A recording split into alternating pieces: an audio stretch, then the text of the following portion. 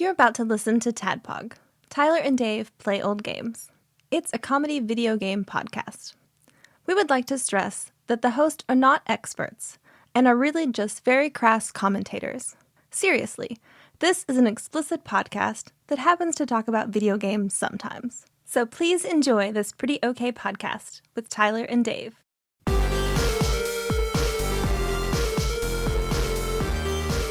Hello, Internet. Hello, and welcome to I don't know why, but for some reason, sensuous podcasting episode. It's very sensuous. I think it's because that light bulb's out. Oh, you're probably right. It's dark. It's dark. Well, the light bulb's out and my dehumidifiers out, so it's dark and sultry in here. Just need some candles, and it would be the exact right ambiance. The night was wet. The night was it was hot and wet. Sultry. I'm gonna kill your mother, Owen. Show notes. Throw Mama from the train. It's a great movie. Owen. I confess that every time John mentions his son's name, I think of Owen. It's a great name. It's not the name. It's the context of Throw It's his Mama son's from the name. Train. It's Blake's son's name. It's Jacob's son's name. We almost went with Ethan. Ethan's a good name. It's a good name. It was between Ethan and Henry just eked it out. Yep. In the long ago, that was on Melissa's short list Yeah. as well. Yep. What you guys been up to? Not a whole lot. Yeah. Just Working. getting back into it after being out of town and waiting for the yard to dry up so I could get out and work in it, which I did yesterday. Got it looking nice again. Playing Overwatch, which is something new that I like to do. New I'm glad you got a hobby. Yeah, new season's coming up. The stadium mode I mentioned that I got to beta test is going to be released with the new season at the end of this month, about around the 22nd. Cool. So for anyone interested in that, that's the time to act. And then I got my money back from my Xbox. The money came. That whole deal is over and done. Good. So we're good there. And that's really about it. Just sat around with Tanya and watched TV all week. And Any interesting watches, viewings? We finished the current season of Yellow Jackets, which is a big recommend from me. It's season 3, isn't it? It's season 3, and it's a really good show, and I think it kind of scratches the itch that Lost left behind. It's a similar style of show. Okay. So they're all in purgatory. Cool. No, not this time. I've heard that Supposedly before. not last time, too. Supposedly Yeah. not, right. As far as I can tell, no, everything's, right where it should be. But some really great character development arcs in this show. A lot of really super good performances by the cast, who I'm extremely fond of. Juliette Lewis is in it. Hilary Swank is in it. I didn't know that. Just in this season 3. And of course it's really great when you have it to watch all at once, right? You can watch all of the episodes that are out there, but you will inevitably get to the end of the published episodes and be left hanging like the rest of us. Yep.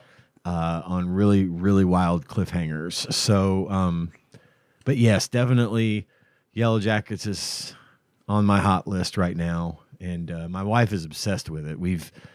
She's watched through it a couple of times with a friend and some on her own, and she's all in the groups that talk about it. And so we sit around and have our theory discussions several times a week about it. And that is very Lost era. Yeah. Yeah. So, Yellow Jackets is awesome, and I highly recommend it. But is Hilary Swank hot? I mean, Hilary Swank. Exactly what my brain did too. Exactly. I heard the name Hilary Swank, and I thought of that Office episode. It was just like the very first thing. Yeah, sure. I'm in the yes. Absolutely. I'm in the yes camp. Yeah, again, she hasn't had a huge part in this show yet. She just got introduced as a character towards the end of this season, but in a really, really good way. And she was the right choice for the person that she portrays. So, yeah, give it a watch. It's on Showtime, probably on your streaming platform of choice. I would definitely say 4 stars. Wasn't say just check it out. Did you guys hear about that female orangutan who was cast in the next Karate Kid movie? No. Hillary Swanky Kong. Nice. Hell yes. Top of the dome. I think that should be the title of this episode. The best part is how humble you are about it. I'm so humble. Yeah, it was a good one. I mean, look, man, I get that a lot. that's one to be proud of. Hillary Swanky Kong. Man, I bet she's heard that before. Right? I hope so. Surely. I don't know. I hope an 8-year-old at some con she was at. It probably wasn't an 8-year-old. It was. Oh, but 48-year-old man. That's what I meant by 8-year-old. 48-year-old man. Gotcha. Your name has a passing resemblance to a rapper, my favorite rapper, Swanky Kong. So your penis is out. That's just my T-shirt. I get that a lot. It's a condition. I have a note. But that's about it. I've got a lot of traveling to do this week, but for work, we're coming up just road travel. I was about to ask, you flying on any? No, planes? we went to last week. We had to go up to this place in about an hour and a half away up in Illinois to one of the hospitals we serve to do a walkthrough for some equipment. And we got back to the area and we had come in a back way but we had to come out through Metropolis. And right now the bridge between Illinois and Kentucky on I-24 is getting worked on. It's fucked, yeah. And it's one lane Yeah. on either side of the bridge. And when we got back to Metropolis, there was a wreck right there in the city at the exit ramp right in front of us. Then there was another wreck almost immediately after that on the bridge, which caused traffic to be backed up for 10 miles into Illinois. And we got stuck in that. Finally, the other bridge, the Brookport Bridge, the scary bridge. That bridge is, a disaster. It has been under inspection, but they opened it back up. So we actually were on the on-ramp. We turned around and went up the on-ramp in the wrong direction. Yeah. And then looped over to Brookport. Paducah was just fucked. It was backed up all around Brookport and the bridge there because no one could get across. And it was just a mess. And then today I'm traveling again. And then tomorrow I've got to drive to Owensboro. And I'm just spending a lot of time in the car. Life on the road. Yeah. And it sucks a little bit because normally I don't mind driving for work because if I'm by myself, I throw on my audiobook, get a couple hours of book time. And Hell yes. it's nice. Hell you know, yeah. And I can't work because I'm driving. Right. Well, tomorrow I'm going up with somebody and nothing against him, but I would rather be going by myself. Right. I hope you don't get lost. This is book 7 of Dungeon Crawler Carl. Right, exactly. Which also, by the way, I'm almost finished with. Hell yeah. That's been fucking good. Mm-hmm. It's very different. It's a different book, and that shit gets hard to follow after a little while. I mean, it's already kind of hard to follow, but when it gets to the point, it's worth the wait every single time. So I probably got a couple hours left of that one before it wraps. And then I sit around waiting for the next one to come out in a year. Who knows long, yeah. But not everyone can be Brandon Sanderson writing like 7 books a year. And then lastly, I was late today because of what I now classify as the worst Mexican restaurant in Paducah. Oh. That's Casa Mexicana, which I normally patronize every week. That's what you and John go sometimes. Several times I have been in there. I'll go in and sit down and I'll wait for 15 minutes before anybody even comes to the table. Yeah, that's a long time. And then it's another 15 minutes to wait for your food, which considering that it's a burrito and a taco, that's a long time to wait for a burrito and a taco. So, and then I waited for my check. I mean, I was like I almost got up and walked out before they took my order, and then they came. Right, And I yeah. was like thinking about not ordering and just getting something at a gas station and heading on in. But I was like, well, okay, I ordered. So, that didn't help. It just took forever. And they always get my order wrong, and I've kind of given up on Casa. So They get the order wrong? How do they get it wrong? I What are they? asked for a bean burrito. Right, and because your order is pretty simple. It give me a beef burrito every other time. It's beef, and I'm not gonna frijoles. Bean. There you go. That's what I should say. Yeah. Frijoles. Yeah, Just to, for real. I don't want it to sound the way that it sounds. No, it doesn't. but It's no. They never get that right. Every other time they get it right. A lot of times at El Torito, when we order, they'll read it. They'll read the order back in Spanish. Yeah, So that's why I'm like, yeah, maybe you should. Maybe you should. just to get the proper ingredient. And then half the time I'm running late anyway, so I don't have time to send it back. I just eat it, Yep. But it's just it's frustrating, and I've really been a very faithful patron of that place for a very long time, but their service has just gone to shit. And like when I went to check out, the guy, they always say, "How was everything?" And I just kind of looked at him like, "Don't ask me that. I'm not I don't have time. You don't have time. I don't have right, time yeah. to tell you how it was." Yeah. But it wouldn't make any difference if I did. Had You're not I gonna- not waited 15 minutes for someone to take my order, I might have time to tell you how it was. But now I don't. Yes, exactly. So anyway, that's been my week so far. Dave, what have you been up to, my friend? Man, you got me thinking about Mexican restaurants now and how like fickle I am with them. There was a place on our side of town that's really good, and just stopped going because they started charging $1 for bags of chips, like per bag of chips. Is this Los Amigos? No, it was. Oh, I've not been a fan of the Southside Los Amigos since It's a weird one. It's not great. But okay, where is it? Well, if you don't want to say, I understand. It's the other one. it's the other one, and I thought the food was great, but yeah, man, there was just something about like, oh, we gotta like pay for the chips that we wouldn't pay for if we were in the restaurant. That seems kind of They charged it to you for a takeout order. Yeah, Oh. and it was just kind of one of that's those. stupid. Yeah, it was maybe a silly thing to be like, I'm not going to eat here anymore over, but I was like, I don't know. First, they charged us $1 per bag of chips, and no one said anything. Right. Now, what's next? Right. Yeah. So yeah, we started going to El Torito. El Torito is good. The one, like it. even the one down by my house is really good. In Lower Town or Midtown, The one that used to be Los Amigos. that used to be Los Amigos. They're pretty good. I'm And nervous to eat at that one because I haven't know had good experiences they with that they one. were closed down. but- for health violations. Yeah. Yeah. So- They seem to have gotten it together. Good. last The one few by the times- Waffle Hut, though. That's the one that I That's- go to. Yeah. Yeah, we drive it That's the extra best one for that. That's the best one. Yeah. There's Boss Burrito too, which has really good tamales. I've been there. John a few turned me times. onto that place. Mm-hmm.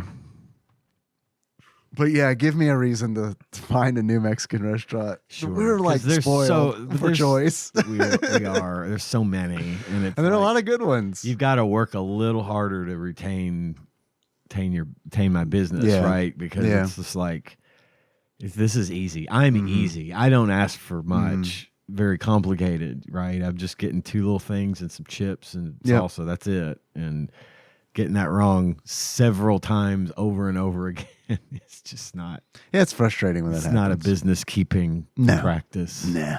So I've been playing a game you guys might have heard of called Final Fantasy 14. Yeah. I did get Machinist to 100, Nice. which is nice. I ended up liking it quite a bit. Here's what's happening. What's happening is I'm learning the game better. So like all of these classes and jobs that I'm leveling up later on, I feel like I'm liking because it's like, oh, I'm doing better. And it's not necessarily because of the job. It's just because of how much I've been playing. You know what I mean? How much time I've put in. You just get a certain level of comfortable familiarity Right. with the interface Right. and with the universe that you're playing and with the in. fights, and it's like, well, I don't really have to learn the fights now. I can just learn the jobs. Yeah. So it's kind of one of those scenarios where it's like, I don't know if I actually like Machinist better than Red Mage, but I didn't know what the fuck I was doing in the game when I was leveling Red Mage. So at this point, it's kind of like, yeah, I don't know that I want to go back to feeling the way that I did when I was leveling that job. Right. And I've been leveling White Mage. That's up to 69. Nice. Thank you. That's been a fun change of pace to heal because that is an entirely different thing. And the way that the game works, the way that a lot of tanks like to tank is they like to go 90 miles an hour through a dungeon and makes it interesting. Yeah. Because they pick everything up until they literally cannot move, until like a door needs to open or something, and then they fight like 2 to 3 packs of monsters like all at the same time. And My then Final Fantasy 11 brain cannot comprehend. I know, right? Well, it's funny you mentioned that because there is in the game you can go through dungeons with NPCs. It's called duty support. Which is something they added to Final Fantasy 11 too, like years ago. But you can go through dungeons with NPCs, and they level up as well. And I did that a lot for Ninja, because it's like you get an achievement if you get them all your NPCs leveled up, and it's something I really hadn't messed with. And I'm kind of in this mode of I like to interact with every bit of content that the game has, just to try it out. So I leveled a lot of Ninja that way, and Ninja, like leveling Ninja with duty support or trust through a trust was a lot like Final Fantasy 11 because the NPCs take it way slow. It's like you got opposite ends. Players go super fucking fast, and the NPCs are like, "You got an hour, right? You got an hour to do this." So I would slower. Think of your health. Right. It's way safer. Like it's way safer to do it with NPCs because they don't take any risks. But that makes it kind of boring. So I would run ahead, Final Fantasy 11 style, throw a fucking kunai at an enemy and like trail it back, to the group. And then the tank sees you coming with. They're like, "Oh shit, the ninja's in trouble," and then they just. So you just feed them. So that was a different way to play. That's cool. But other than that, man, been watching some anime. I fell asleep watching Ponyo. I like Studio Ghibli films, but I can tell you, man, I fall asleep watching them a lot. Same. They're beautiful. Yeah. They're beautiful, and I do like them. Henry loved it. I'd never seen Ponyo before. Henry loved it. I loved it, but I fell asleep. It just kind of lulled me into like, oh, I'm comfortable and cozy. All right. And then there's this show called Nice animation, beautiful food, non-sexualized women. Yeah, I know. Yeah, give me like a side boob or something. Like just dopamine. This is good. That food does look good. That roast pork. The food does look good. Always. There's this anime called Lazarus. That is. Chalk mentioned that on his stream last night about how much he just started it and how much he likes it. I thought it was pretty okay.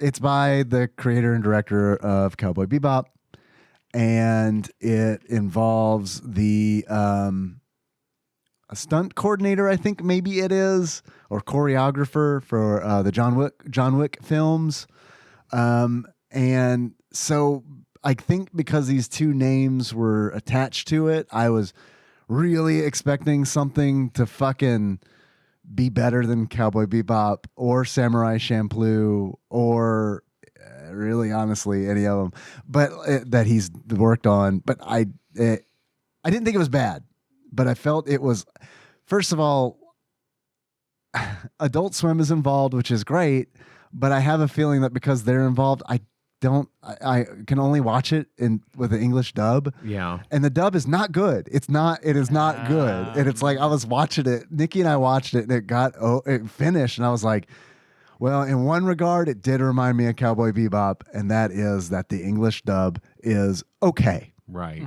Is okay. Cowboy Bebop, I remember being like one of the first anime I saw in English dub and being like, fuck, man, all right. They tried. Yeah. But because before that, they did not try except for Golden Boy, where no one tried except for Doug. Doug Smith like a motherfucker. Doug really, he took a big swing. Yeah, man, it was okay. I think the premise is neat. And I just thought it was pretty stiff, man. I thought it was pretty stiff. And like all the action sequences, I was really expecting the action sequences to be like dynamic and fluid, and there's some cool parkour stuff, but I'm going to watch it. It's not bad. I'm going to watch it. I'm going to finish it, but it's going to be tough because it's week to week. Sure. Yeah, just wasn't wowed. And then I listened to a very intense debate over that the anime of the year should have been Solo Leveling versus Frieren. I haven't watched any of Solo Leveling. Yeah. I'm not opposed to it. I just haven't watched any of it. Frieren is amazing. Like that's truly it's amazing. It's really, really, really good. And maybe that's why another reason Lazarus didn't wow me is like I've seen a lot of good anime that I legitimately have loved recently. Like Frieren, love it. I mean, that's truly, truly an amazing. It's amazing. Don to Don, love it. What I've heard is like Yes. Frieren, that it'll probably be Solo Leveling, and it's the wrong choice to win. That it should be Frieren, but too many people are too machismo to acknowledge how good Frieren is, and it's going to go with the standard bullshit of masculine beat ass that is Solo Leveling.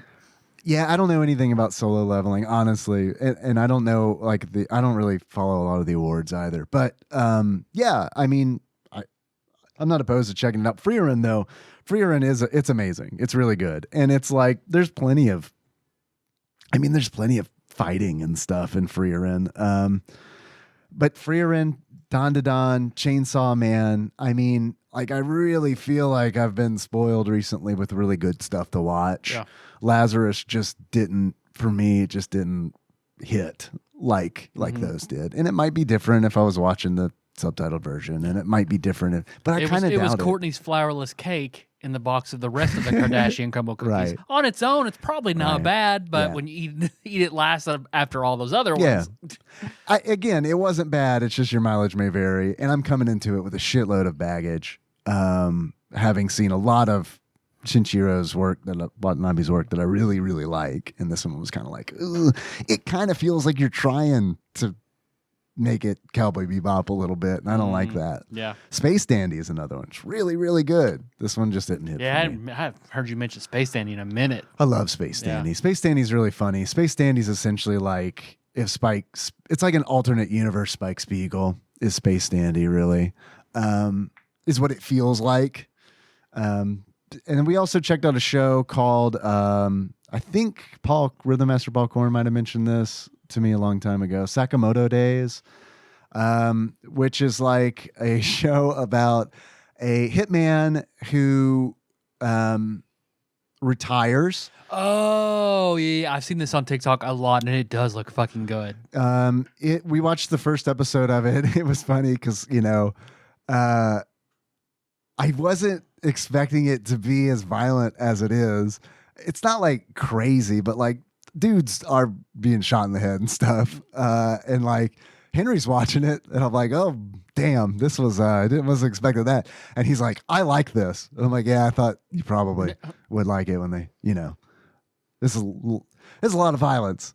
But yeah, and so we get to have the fun conversation where it's like, it's not okay to like do this in real life. That guy would have died, and for sure. But it's okay. We thought it was good, but like I don't know if we'll continue watching it because he's like sucked into Jujutsu Kaisen. It's a really popular one lately. Yep. And I know that that you watched quite a bit of that. I watched the first either the first or most of the first season before something else got my attention and I stopped. So I really would have to start it over to get back into it. But what I do remember of it was good. He likes it a lot. I think it's pretty okay. And I think a lot of that's just because I feel like I've seen a lot of it already. Yeah. You know what I mean? Mm-hmm. And it's like, so it's funny, man. It's like, I'm trying to think of like, I don't watch a lot of shonen, and it's definitely a shonen anime. Yeah, it is. But like, it's so funny to have like, I didn't watch all of Naruto, but I saw quite a bit of it. Saw the first big arc. And it's funny seeing. You've basically seen all of Naruto. You could start Shippuden right now and not miss anything. I know there was a lot of filler after the. It's 5 seasons of canon, 5 seasons of filler, but the last 5 minutes of the last episode. Wow. So as long as you know he leaves with Jiraiya, you can start Shippuden tomorrow. All right. That's all you need. Well, it's funny seeing like after Naruto, where it's like how many anime have like, okay, well, there's 3 characters, and 2 of them are guys, and one of them has spiky hair, and he's kind of like, he's not real powerful, but like you can't fucking beat him down. Like he keeps getting back up. Yep. And then there's this other guy, and he has, I don't know, like dark hair, and he's really cool, and he's really talented. And then there's a girl, and it's like, I just described maybe 70% of anime. And it's like Jujutsu Kaisen, like literally has like, there's a thing where it's like, now there's a line in it where it's like, okay, now we meet the girl. And it's like, are they being meta? Yeah. And it's like, I like that. I've heard it's like, what if Kakashi had to cover both his eyes? That's Gojo. Right. Yeah, totally.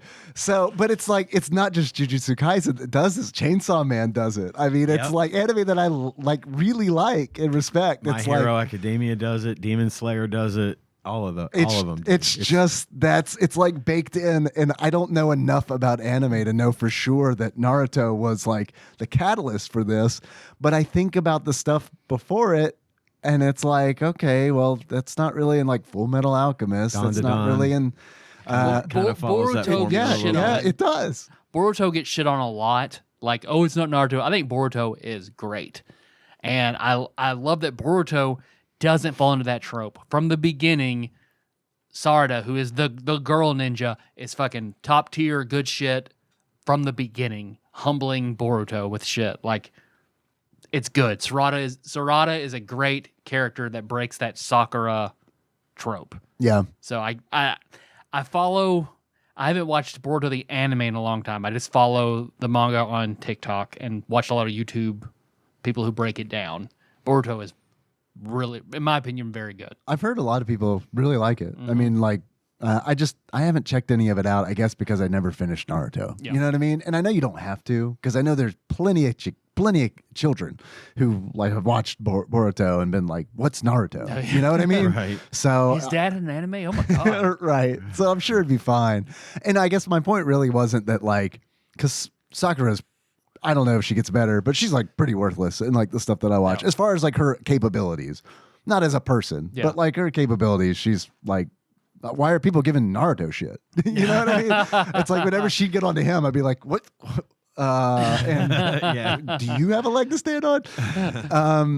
But it's just more that I feel like a lot of the so much is like, okay, there's 2 guys and they're like, one's like Naruto, one's like Sasuke, and then there is a girl, and that girl could be different, but it's always just, I don't know, it's weird. So yeah, we watched those, and then he's also getting into Mob Psycho, which is, I've heard a lot of good things about it too. Man, he wants the family anime, the one we all watch together, to be Jujutsu Kaisen, and I'm like, dude, how about Mob Psycho? How about we all watch Mob Psycho together? And he's like, oh, I'm already like 8 episodes into it. And it's like, damn it. So, but yeah, that's been good. That's pretty much it. I yapped a lot about a bunch of. No, it's good shit. It's good shit, man. I'm current on the Righteous Gemstones. Same. The second to last episode has some of the best lines So I feel like the most quotable season is the first one. Yeah. But man, next to it is fucking this fucking season. Yeah. The shit that comes out of Judy's mouth in this season is It's so fucking good. It's so good.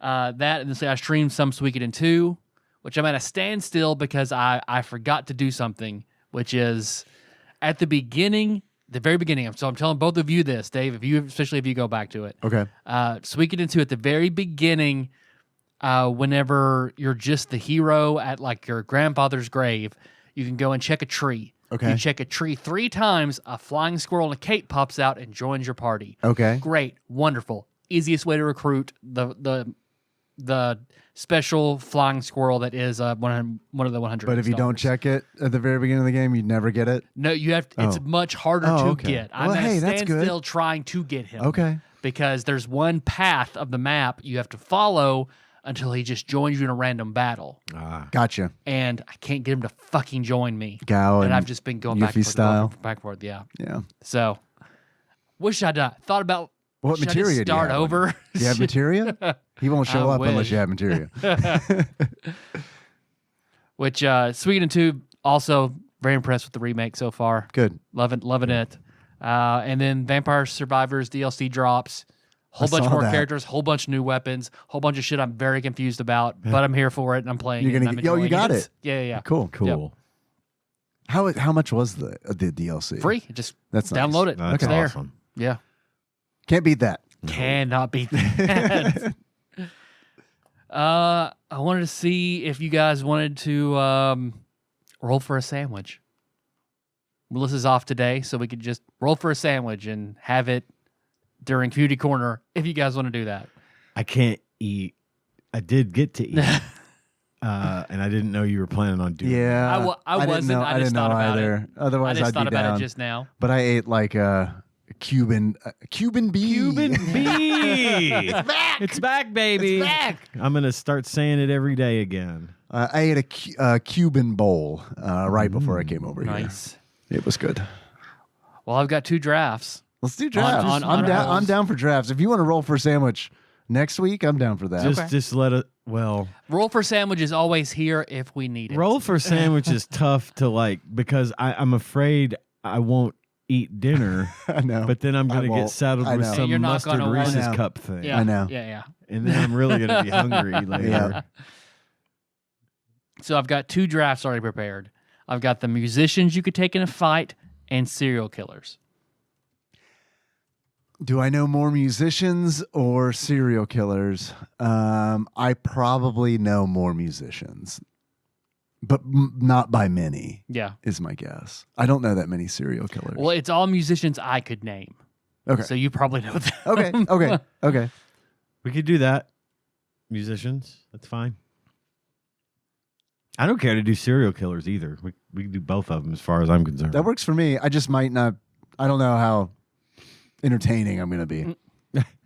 BTK. I always have that problem. I've heard that. They're all pretty famous serial killers. Okay. All right. Each is a 10 spot. Okay. Okay. So we'll do musicians you could take in a fight first. You in your prime versus the musician in their prime. Okay. Let's say it like that. I'm not in my prime yet. So, Well, then you right now plus 10. all right. Okay. So, me with the retirement plan. Hell yeah. Yeah. I wish I could get that prime. Oh, shit. Girl, same. Girl, same. All right. Number 1 on musicians you get in a fight. You could take in a fight Stevie Wonder. Stevie Wonder? Stevie Wonder. Is this a yes or no? Well, just 1 through 10. Oh, damn. I kind of like the yes or no. We can do yes. We can do yes or no. We can do this or that. Let's do it this or that. Yeah, I like All right. that. All right, this or that. Prime, you and your best self versus best self Stevie Wonder. Okay. Serious question. Uh-huh. Was he born blind? Believe that he was, but let me check. If you believe he's blind in the first place, that's a big conspiracy theory that he's not. Really? That he's been faking it the whole time. And I've seen clips on TikTok where he's like moved and done stuff that there's no way he He had to have seen that to act like that. So that's a big conspiracy theory. Can you imagine being a person where it's like your hobby is to comb through video footage of Stevie Wonder trying to find and prove that he's not blind? Yep. Can you imagine that being your hobby?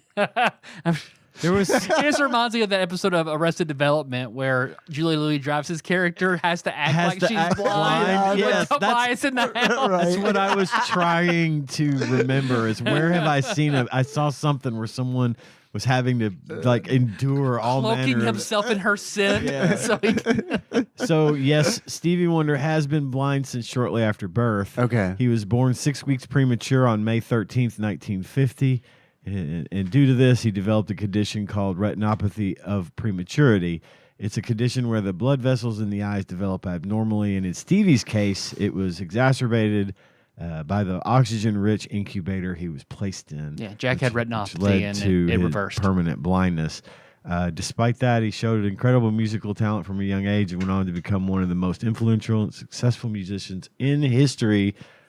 Thank you, ChatGPT. How my tall best is he? Friend. Oh, never mind. Didn't say. I thought maybe it was Wikipedia. I don't even know. I think if he's Wikipedia- pretty tall. Yeah, I would think he would Yeah. be. He looks tall. He's He's like Zangief. You can't let him get you. Okay, that's fair. I'd say yes.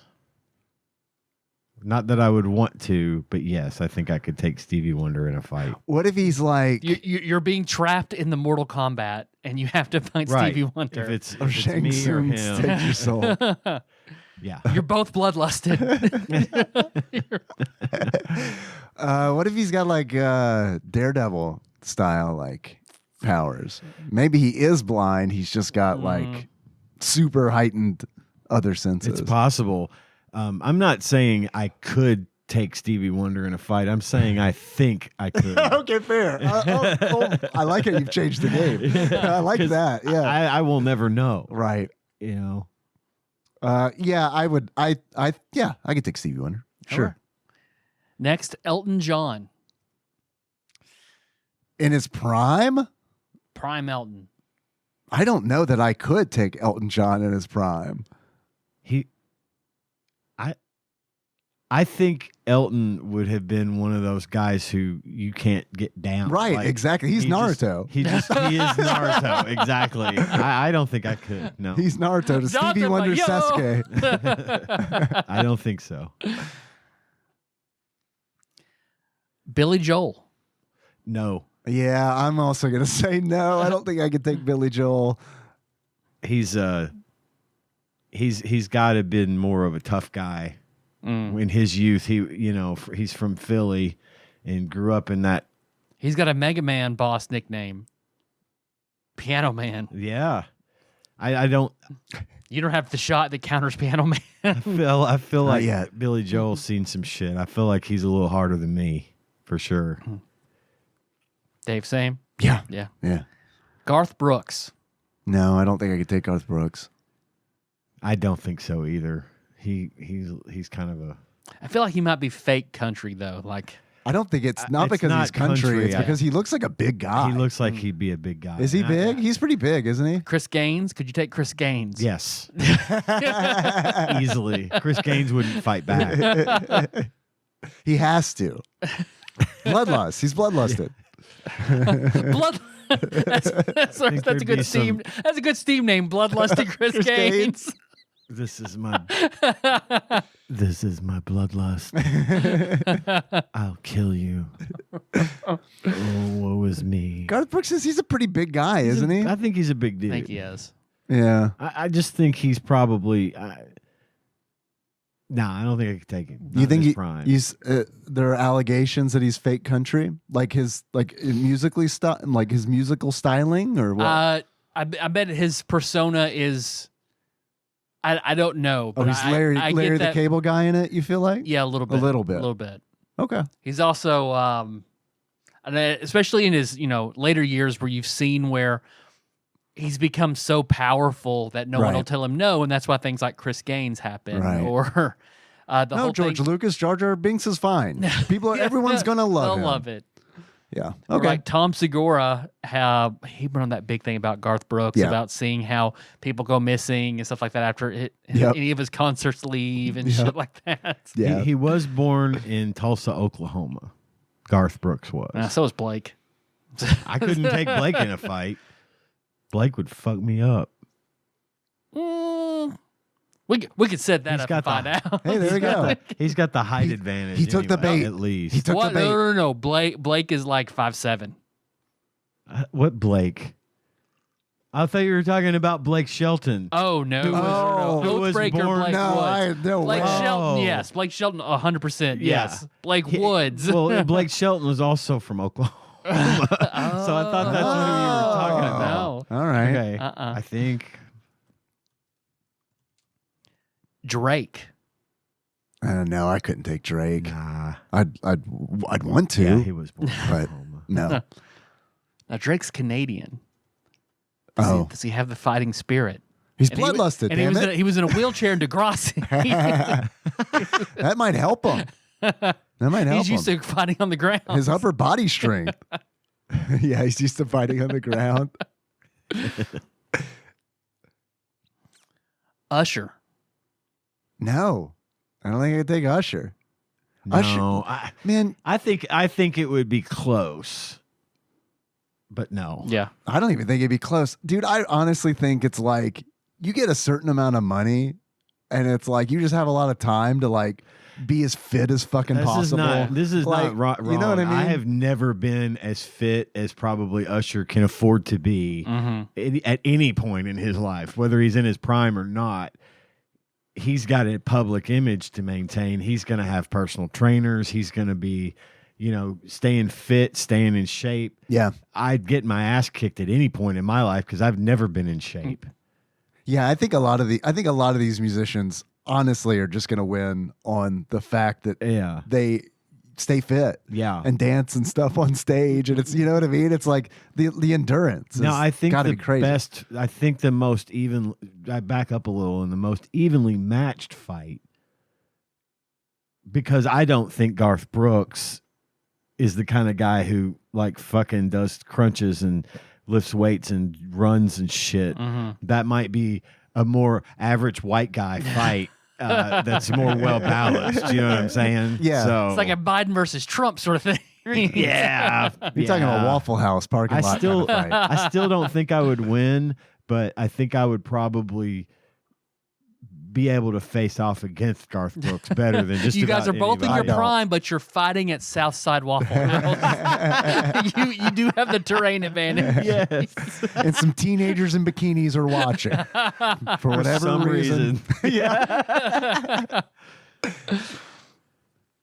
Let's see. Tim McGraw. I know Tim McGraw by name, but let me look. I don't know what Tim McGraw looks like. I do think I think he's probably tough. No, dude, there's no fucking way. I do think he probably is like fit. Yeah, he is. It's like, no, man, this is like, And I do think he's country. Yeah. Like for real. Yeah. yeah, I'm looking at photos and it's like, yeah, I know. he's fit. He's fit. For lack of a for lack of variety, just to continue. No. Yeah. Yeah, no, I'm going to go no. I don't think I could take Tim McGraw. Kanye. No. Well, in his prime, no. Not in his prime. Right. In his prime, no Not way. a chance. I was kind of thinking now, maybe. Maybe. I would actually try. Yeah. Right. Yeah. Sure. I might give it a shot Yeah. if I could, but not in his prime. No Shit, man. fucking way. I look Jewish enough. He might try. You already have his Mega Man weakness. Ed Sheeran. I'm close on this one. But again, it's like it's the rich person versus the poor I think person. we got to take, honestly, I think we have to take that out of the equation. I do, because any of these people in their prime is going to be hard to beat. for my purposes of my list, I'm taking that out of the equation, and yes, I could take Ed Sheeran. I think this is probably the closest for me. Me too. So yeah, Me I will go solid maybe. All right. It's pretty good. It's pretty good. It's pretty good. I think as close as we're gonna get to a fuck yeah is maybe. Maybe. Yeah. Yeah, I might stand a chance. Saying we could beat someone's ass is not really in our MO. No. I think you should be playing. I'm curious, like out of this list, like who do you think? I'd beat all their fucking at. No, I'm with you guys 100%. Really? I don't know though, dude. You've been at points in your life fit and strong, right? Didn't you used to work out and do like lots of weightlifting and stuff and get kind of Yeah, but that doesn't necessarily translate to like scrapping skills. Fighting. Yeah, Okay, that's fair. All right, last one. we got a few more. Oh, okay. Also, I think if we were like, the kind of fight might also make a difference. Where it's like, does like someone throw some fucking like pool cues in the mix? You know what I mean? Yeah, It's see, like Give me a weapon. Give me Yeah, a all of a weapon. sudden, Stevie Wonder's really going down if I get a weapon. I could see it. Yeah, if weapons are involved, some of the answers might be different. right. Because I think I'm probably better with a pool cue. You get that than- Bushido blade chance. Sure. Like, Right. button mash. I'm not going to be better with a pool cue than Ed Sheeran. What if it's randomized? You know, where it's like the weapons randomized, where you're fighting is randomized. This could be a real thing, guys. Celebrity deathmatch fucked up, but it all took place in a ring. Musician fighter. Copyright. Trademark. Copyright. Tom Petty. Oh, I don't want like to. thinking about He's that. bloodlusted. He's coming for you. I don't even know. I think I probably would have a shot. I think so. I agree. Ludicrous. Luda? No. From you might call that music CD. No, that's a no way. No. John Oates. Oh No. I don't know. Really? I'm a solid maybe on John Oates. Yeah. Although it also pains me to think about fighting him. He's bloodlusted. Let me just do a Google search for this is gonna fuck up any kind of algorithm. Yeah, you're done. John Oates Prime. I have a Bloodlusted. Bloodlusted. I have a Okay, we'll do that. dedicated chat GPT going for the information I need so I don't fuck up my algorithms and Google and shit. John Oates Bloodlusted. Let's see what comes up. AI overview. The phrase John Oates bloodlusted likely refers to the legal dispute between John Oates and his former partner, Daryl Hall. also farmer partner. Partner. They raise sheep When together. they went country. No, I don't think it's gonna work. No. We need a subscription to an AI image text to image generator. I used to have one of those. Me too. But it would put big giant titties on John Oates if I right. if I put anything in. It put a big giant Juglusted. Ooh, that's good. That's a Steve name right there. I like that. Juglusted. John Oates Juglusted. Jack Black. Yeah. I don't think so, man. That's like he's like a fucking He's pretty short. yeah, but like the way he for like a But very dwarven. for like a big dude, Depends he on- fucking moves around. Yeah, dude. he's quick. Like that's Yeah. a flexible. Like he is Kung Fu Halfling Panda. energy dwarf body. Yeah. Maybe. How tall is he? Watch him be like 6'4", and I'm just an idiot. No. He's probably like 5'9". You think he's shorter than that? 5'6". I think he's 5. He's yeah. 5'6". Yeah. While some sources list his height as 5'5" or even 5'4", Jack himself is humorously claimed to be 5'7". In a 2015 interview, he joked, "I'm 5'7", 5'7 and a half after doing my yoga." However, most official profiles, including IMDb, list his height as 5'6". So he's very short. Okay. I still don't think I could. Like that dude can move. Lemmy Kilmister. No. Lemmy? Lemmy. No. You mean God? Right. No. No, not a chance. Even if I were physically matched to Lemmy, he would win because he's fucking crazy. Mhm. Like he would actually be bloodlusted. Yeah. Right. Like Natural naturally. state. Yeah. His Yeah, natural yeah. state. And in his prime, he would be bloodlusted when we meet. He's always bloodlusted at the Waffle House. To be fair, most people are almost bloodlusted anytime they're at the Waffle House. Or Casa Mexicana. Last, Lars Ulrich. No, I don't think so. I don't know. In his prime? I would try it and shout Napster the whole time. Yeah. Hey, there you go. I think I could take Lars. Yeah. I do. Even it's funny because he's never looked fit to me. Yeah. Right. You know, right. he's looked like he's got about the same build as me, Yeah. which is not fit. I think I could take Lars. I think I might actually go back on my answer. I'm looking at some photos, some old photos, and it's like, yeah, I don't think he really had a prime. So yeah, say solid bait. And I think his fighting style would be one that I could easily counter. Just bitching. Just complaining and Yeah. running away. Yeah. Bonus question, Flea. No universe could I beat Flea. He is fucking fit. He is strong. You want to do we want to do serial And killers? he's or we wanna roll in? intimidating. I mean, just look at the end of Back to the Future. And he can jump That's true. 15 That's times his true. body height. Yeah. Serial killers? Hell We yeah. want to do, draft your top 10 serial killers? Hell yeah. Why not? Okay. All right. Number 1, start off classically, Ted Bundy. What is the criteria by which I am judging these? As far as like what why would I put Maybe fearsomeness.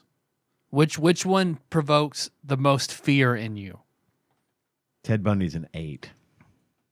Ted Bundy's not going to prey on me. You know what I mean? True. That's true. And watch He's but bloodlusted. Watch him. No, you only get one draft per episode where they're bloodlusted. You spent it. Thought I'm he's sorry. jug-lusted. All right, okay, fair. Ted Bundy with big tits coming after you. Oh, he has big tits. He's already cut him off. he done he bundied is- himself. He's a vicious serial killer, and he preyed and murdered horribly upon people. But he's a smarmy little shit, and I hate him. Yep. Like, he doesn't scare me; he annoys me. Yeah. The cockiness with which he defended himself, and it was like so cringe Yeah. and fucking funny to watch the judge be like, "Bro, fuck you." You know, But even kiss his ass a little bit at a little the bit. end. He was just God like, damn you it. know, he's like, could have went a different way, brother. you're really bad at this part of the job, but if you had really applied yourself to that instead of murdering people, you might have actually been a successful lawyer. I don't like the guy. When he got forgiven by, who was it? Some televangelist, because he blamed porn. He's like, I was addicted to porn, so I did all of it. So Yeah, some it's all televangelist porn. forgave him and put him on TV and shit. Like, Yeah, God 8. damn it. Fuck him, 8. I do not have respect nor fear for Ted Bundy. So this is based on fearsome. I think fearsomeness, yeah. Yeah, it's down there for me too. Although the fact that despite what he did, and all of these serial killers on this list are probably going to be like this, where it's like, despite what he did, the number of women who are like, fuck him. Yeah. It's pretty fucking yeah. fearsome. And He out of did have all of them, high Ted charisma. Bundy is like way the fuck up there. Yeah. And that is disturbing. Yeah, it is So disturbing. I'm going to bump him. I was originally down in the lower, super low, but that makes it a little. It's because I don't understand it. You know what I mean? He's got a That pack makes- of dick-lusted women he could sick on you. Yes. Yeah, exactly. That's his summon. So, So we'll do 7. Yeah. But you don't get experience for killing them. no. Just him. Sleep the ads. So That's right. Jeffrey Dahmer. Now, Jeffrey Dahmer, so I look gay enough that Jeffrey Dahmer would scare the shit out of me. So Same. that's a 1, I think. I'm not going to put him there, but I do think I'm going to put him at about a 4 because I think the way he quietly just sort of became, he was under the radar and just sort of became what he was and what he is. It was pretty scary. What's scarier to me is like, you hear the story about how like one of his captives got out. Yeah. Try to like talk to a cop, right? Yep. Two cops. Two cops. Yeah. And then talked him into bringing him back. Yeah. He's just we're so gay. You don't want to arrest us. I mean, we're so gay. You might have AIDS just from talking to us. All right. Take it back. Yeah, it's fine. Lovers quarrel, whatever. Right. Gross. You gonna put him in that barrel? Who gives a shit? Go on.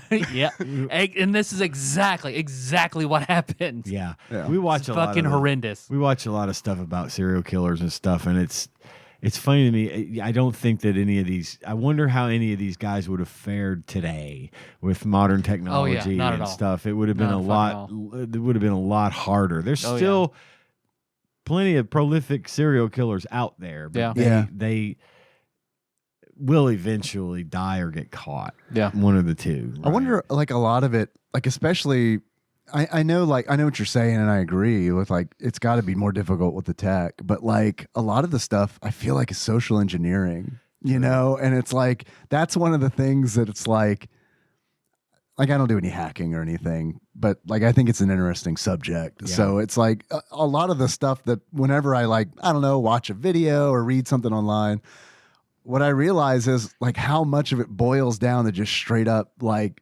social engineering, where it's like, oh, well, I guess I'll just call this office and like say I'm a vendor and how a lot of it starts that way. Yeah. Yep. It just it gets you right in the door. Yeah. So I don't know. I guess my point is I feel like it's got to be harder, but like with as smart as most of them are, and this, especially like the Ted Bundys, they'll find a way around the system. Mm-hmm. Yeah. But I think maybe their kill count or the style of how they did it or how they approached what they did would have been drastically different at the very least, given that in the 70s you could pretty much just do anything. And because cops different precincts wouldn't talk to each other. So all I had to do was move town, and then no one would know. There's no. Reminds me of the John Mulaney bit where it's like where he's talking about like an old school detective, like I think in the 70s or maybe 60s, like, oh, it's all this blood. Mop it up. We got a crime scene to check out. Right. Mop up this blood. Right. Let's see. Next, Albert Fish. Albert Fish. I only know of him because of this show. Yep. Yep. There's something about because he was like what era was he? He was like early 1900s or late 1800s. Yeah. There's something about it being that old that makes And he was pretty old. it makes him less scary to me because it's almost like a fucking Hansel and Gretel, like Grimm's fairy tales kind of situation where it's like, oh, I don't know. It was like 100 years ago. I don't know. I'm sure everybody was like fucking killing kids. So that's pretty low for me. That's going to be. I mean, he was older, preyed mostly on children, liked to hurt himself more than anybody else, putting the pins in his dick and asshole. Now, all you have to do is have a strong magnet, and you can take Albert Fish. Yeah. That's a 9. One MRI, and he's gone. I mean, I started at a 7, but like every sentence you said, I was like, okay, well, let's knock him down one. Yeah, it's a 9 for me. I'll put him at a 9 as well, actually, because I feel the same. H.H. Holmes. Oh, another oldie. Yep. Very oldie, but he did have the Home Alone mansion during the World's Fair where he had the murder house. Right. The house that murders people. Yep.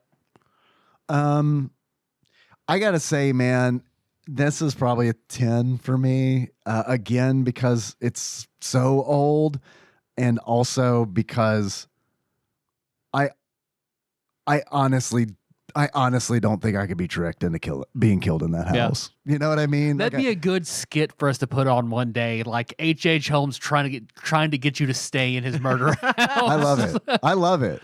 No, come on in. It's fine. Maybe people were just more polite then.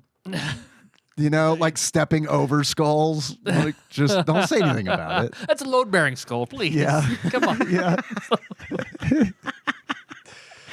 And also, anytime I've tried to watch a documentary on H.H. Holmes, it's put me out like a Studio Ghibli film.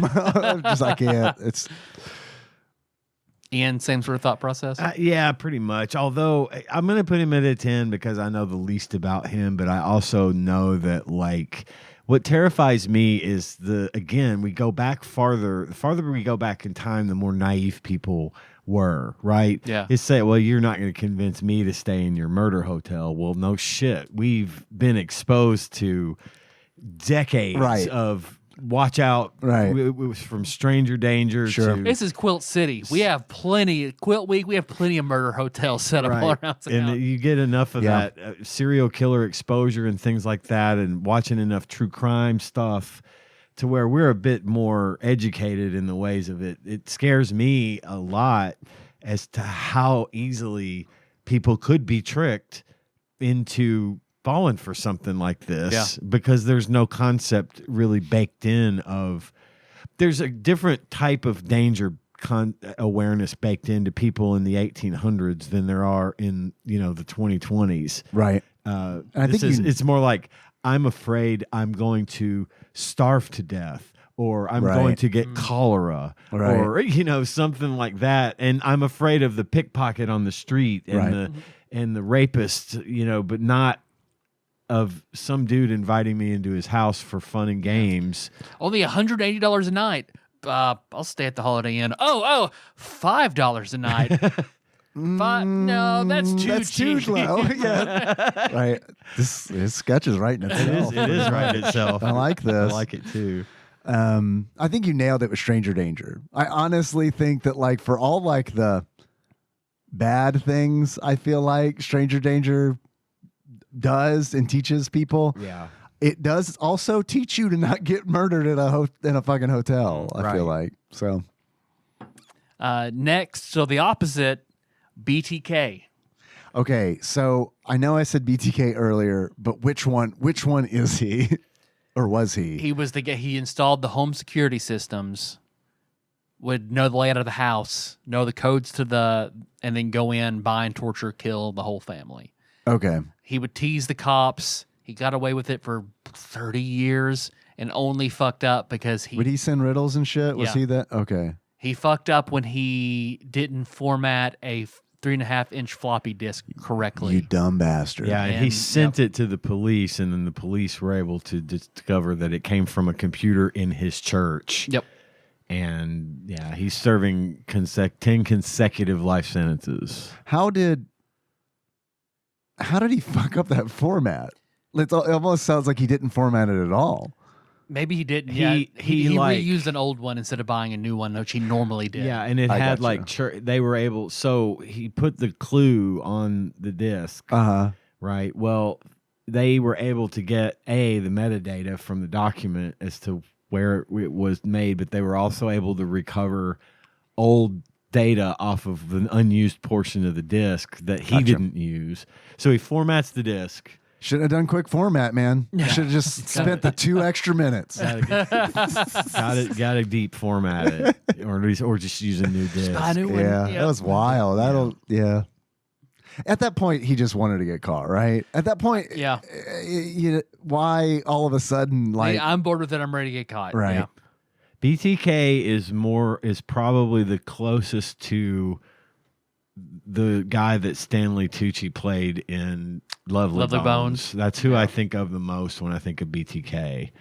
As far as a character, like, you know how they say that like Buffalo Bill in Silence of the Lambs is modeled after Ed Gein? Ed Gein and a couple others, you know, mixed in, a little dash of this, a little dash of Bundy. You know, he uses the Bundy trick to A get her little into the bit of band. Monica. Yeah, a little bit of Bundy in my kill.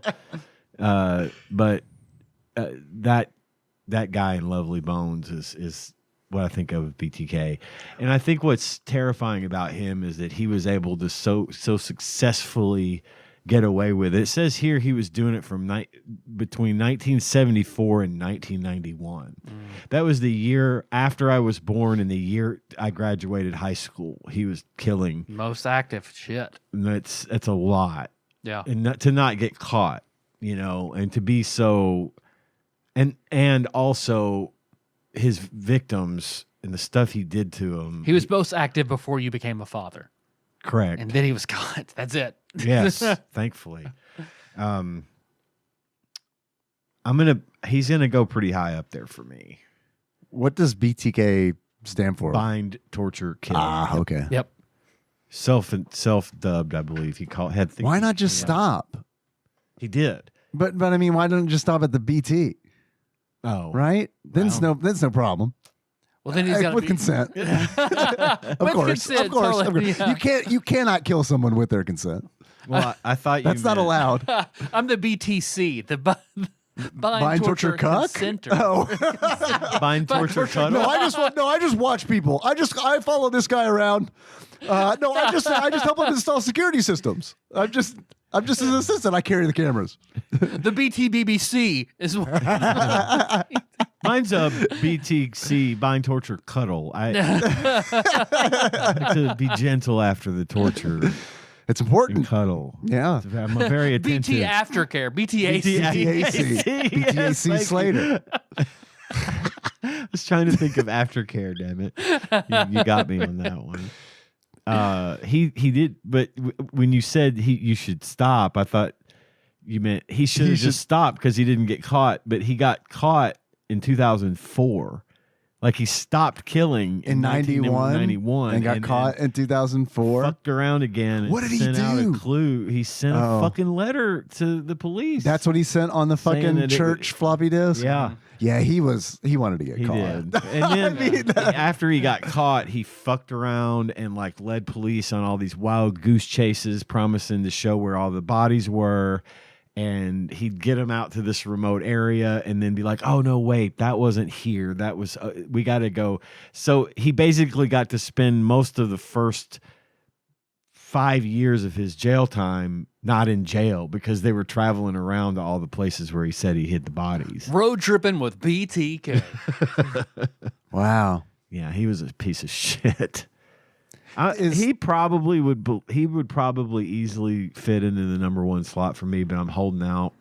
I'm gonna put him at number 2. Is he dead? No, Yeah, He's not dead? I don't he's think he still in is. jail. Yeah.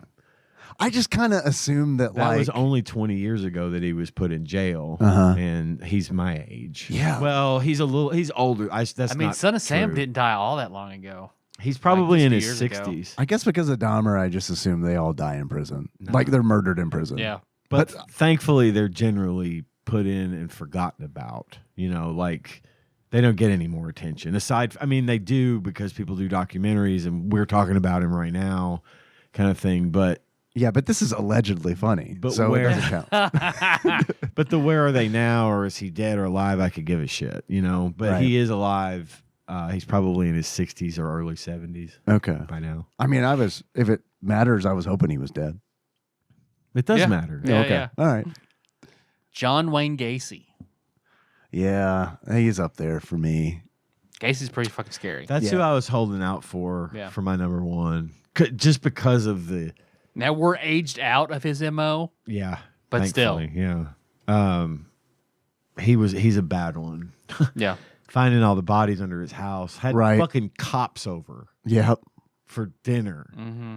and was running the heat Yeah. in the house full blast. And the cop goes to the bathroom and smells, what is that? Steamed hams. Steamed hams. Okay, we got to redo the Skinner and Principal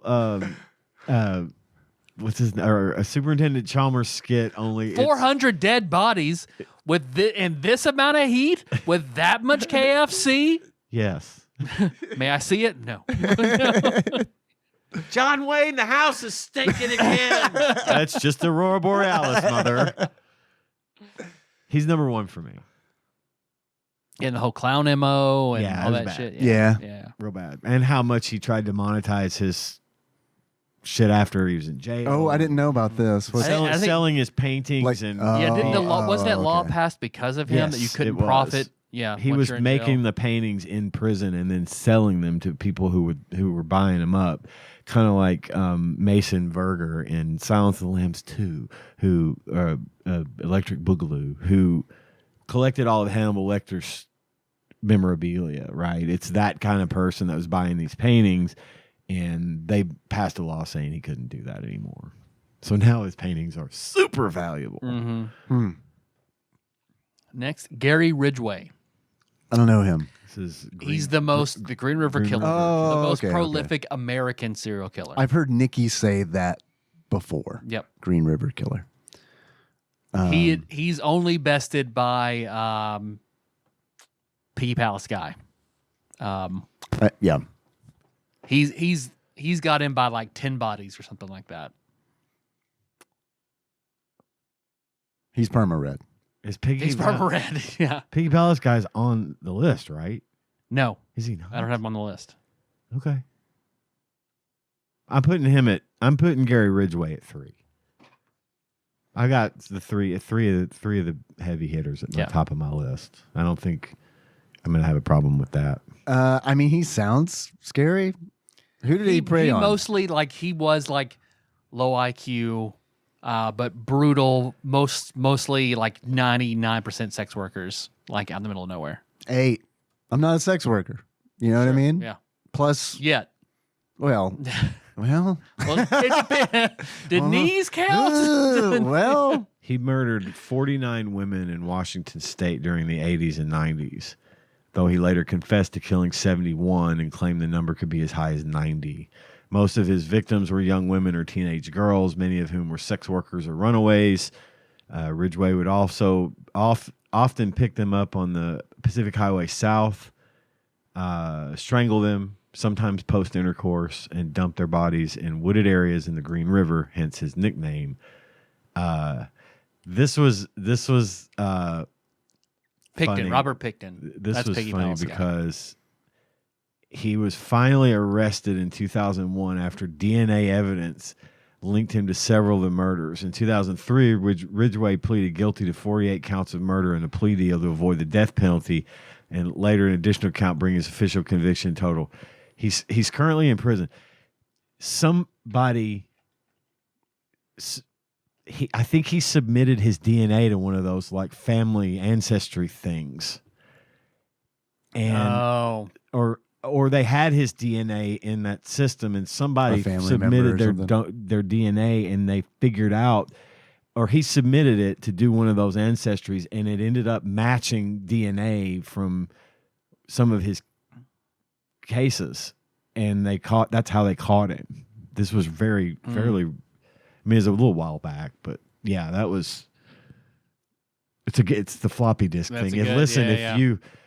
if you are an formerly active serial killer Give your- and are not in prison, and is it this one? Is this the one? I don't know. I really don't know. I don't remember that. I mean, I've listened to the Ridgway episodes of last podcast, but I do not remember. he was killed early like on. 90 people. Is that what Well, you he said? says he claims it could be as high as convicted of 48, could be up to 9. Convicted of 48. I got to tell you, and how long between like the killing and his conviction? Like a long time, right? Yeah, and it also could be less no. than 10 years. But less than 10 years. That's plenty of time to be like, well, I've killed enough people in America. Denmark, I think, would be a nice place to move to. You know what I mean? Where it's just kind of like, I think unless you want to get caught, wouldn't you? Like at a point where it's like, well, I'm done killing people. Why stay? It's true. Like I just don't. But you also said low IQ. No. It wasn't Green River Killer. It was Golden State Killer. Oh, that makes more sense. That was way He more was recent. caught in 2018 Yeah. using genetic genealogy, which is if you've not ever seen this woman that invented this genetic genealogy method of catching killer, it's fucking fascinating. Which I'm just his reminded. was the first case that was his was the first case that was ever solved in this way. Because remember that they've been chasing Golden State for a long time. Yeah. See the guy who killed all the Golden State Warriors? Yep, except Curry. He's the only one to survive. That's why he's so good. The person that you want to look up if you're interested in genetic genealogy is Dr. Cece Moore. She's the one, and she was doing this like out of her dining room in her house, and it's brilliant. I've Probably a watched nice house. several shows where they had brought her in to solve these mysteries, and it's unbelievably groundbreaking. Cece Moore, check that out because if you're interested in this kind of thing, because it's really neat the way that worked. Who was it? Unsolved Mysteries, or there was a show that was like, if it wasn't Unsolved Mysteries, it was like it, where the host, his son was murdered by somebody that was never caught. Oh, you're thinking of Was that America's Most Wanted? America's Most Wanted with okay. John Walsh. Yes, John Walsh. So his son was kidnapped and decapitated. Yeah. and they claim That's- they found, I forget who took responsibility for it, but I know John Walsh said this. There's no way this is him. You guys are just trying to close my kid's case, Right. because I forget who the guy was. He just knew he was going to jail, so the cops would be like, "Did you do this one?" Any cold case would be like, "Yeah, I did that one. Cool, thanks, stamp." How about this one? "Yeah, I did that one too." Like, to make this guy's kill count astronomical just to close these cold cases. Yeah. So, I mean, Gary Ridgway could have been the exact same way. No one really knows. They just like anything in front of him. "Did you do this one?" "Yeah, yeah." "All right, hey, look, we solved 10 cold cases today. We're the best cops ever." Yeah. It's another case of like, I mean, it sounds like another case of, like a marginalized people, you Yep. know, like just a level of not caring about like certain kinds of people. Somewhere underneath, which is Henry Zabrowski's wife that does that about missing women. It's not really about the murders, but just women who have gone missing and never solved. Or that there's a highway from it's like Alaska to the U.S., some like a highway that's mostly like has very little infrastructure on it.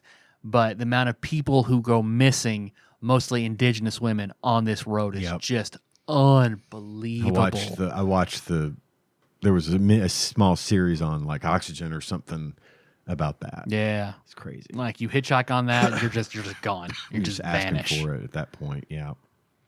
Let's see after that, the Zodiac Killer, which, as we all know, is Ted Cruz. So, allegedly, Bloodlusted. bloodlusted Ted Cruz. Zodiac goes 7 for me. So I know the name, and he fucked around with the cops too, right? Mhm. To this day, But I don't know anything else. To this day, about him. Zodiac has not been caught. Oh, okay, that's kind of scary. Yeah. He probably fucking moved People to still Denmark. can't. Cops still can't like decipher his clues and codes and shit. At his murder, he would send letters to the papers, Okay, all right. and he used a cipher to write these letters, but no one could ever figure out his cipher. Okay. To translate what he was saying in the letters. Some of them he just wrote letters, but they couldn't. The clues that he left behind, they couldn't figure out. They had these cryptologists and everybody, working on it day and night, but they couldn't really crack it to get enough information. And he never. They assumed that he was either arrested for something else or dead or died, because he never got caught. He probably, I would imagine it's been long enough. He's probably dead. Yeah, and just got away with it. Yeah. Well, if he's dead, I'll put him at 7. Yeah, he's probably dead. What are you going to worry about? The very recently discovered Jack the Ripper. Yeah, I heard about this. What was the recent discovery? Who he was. Oh, DNA evidence uncovered a, what was it, a Polish immigrant? Really? Mhm. I did not hear about that. Yep. Okay. Like I want to say like last week or 2 weeks ago. Like very, very recent. It was recent, yeah. Because I read it and I was like, oh man, I might be able to like surprise my wife that I know this. She knew it already. It was like 2 days old news for her. I don't know that I don't know that I believe it, to be perfectly honest, because it's like how. Like, what's the DNA that it's being matched against? Mosquitoes and amber from ancient London. This is where genetic genealogy comes into play. Okay. So we have I don't know if they have a sample to go on, but if they have even a partial DNA profile, they can compare that to full DNA profiles that are of people that are out there and it's not just the DNA, it's the linking distant relatives to that DNA. So we know that this person we found out was distantly related to the original owner of this DNA by orders of, great great great great great grandson or niece or whatever. And then they kind of go back a little farther to say, okay, who would fit this profile that lived in this area at this time, and then we go back a step. How did their parents arrive in this country, and how did and just keep going until they're able to. So they have to use family trees, and they have to use DNA. It's not as straightforward as saying this DNA matches this, and we know this is the person. Well, I think for me, the biggest thing that I didn't because I'll be perfectly honest with you, I didn't understand it. And the big thing I didn't understand was it's like, to me, it seemed like they were able to like prove that two people existed at the same place at the same time. And that's how I read it. And I was like, okay, well, that doesn't mean that he killed people. You know what I mean? You know what I mean? Yeah, Like, and you'll never know this. You'll not know for sure. A historian named Russell Edwards claimed to have identified Jack the Ripper as Aaron Kosminski. Yeah. Through a DNA match on a shawl found at one of the murder scenes. Kosminski was a 23-year-old Polish immigrant who lived on London's east side during the time of Ripper's murders. Edwards matched DNA from the shawl with DNA from a descendant of his, Catherine Eddowes, with one of the Ripper's victims. Based on this, he matched DNA to DNA from a direct descendant, resulting in a 100% match. So that's the best anyone can ever do. Yep. Last, Richard Ramirez, the Night Stalker. I think he and Jeffrey could. I say for me, this is number one on my list because I would rather have him at 4 instead of 5, but he's at 5 because that's my last slot left. My favorite part about Richard Ramirez, first of all, he was terrifying because he believed he was the devil. Mm-hmm. He had a fucked up family. His uncle would fucking beat his aunt in front brutally, of him. And he got dropped on his head when he was a kid, or he fell off a swing set or something. So many of them have some sort of multiple horrible head injuries. And then his uncle, who he lived with, was a Vietnam vet and was fucking drunk all the time and abusive and terrible and just basically taught him everything he knew about being a bad person. He's the main. I learned the most, of course, I listened to the last podcast, but the most I learned about him was in American Horror Story 1984. Yeah. He's the main villain in 1984, which is real. I mean, the actor who portrayed him is just like, he's fucking terrifying. He's crawling into open windows at night because it was during a heat wave. Everyone had to open their windows because it wasn't stupidly common to have air conditioning like it is now. He'd crawl into people's windows and murder these women. And that was his thing. If the windows were shut and the door was locked, that was God not giving them to him. But if he could just open the door or go in the window, God was letting him like, yeah, this one's fine. You can have this one. So that's him. He's why I do honestly think every night I think about, I don't know much about him. I've heard the name. And I knew that he was a serial killer, but other than that, I didn't really know anything.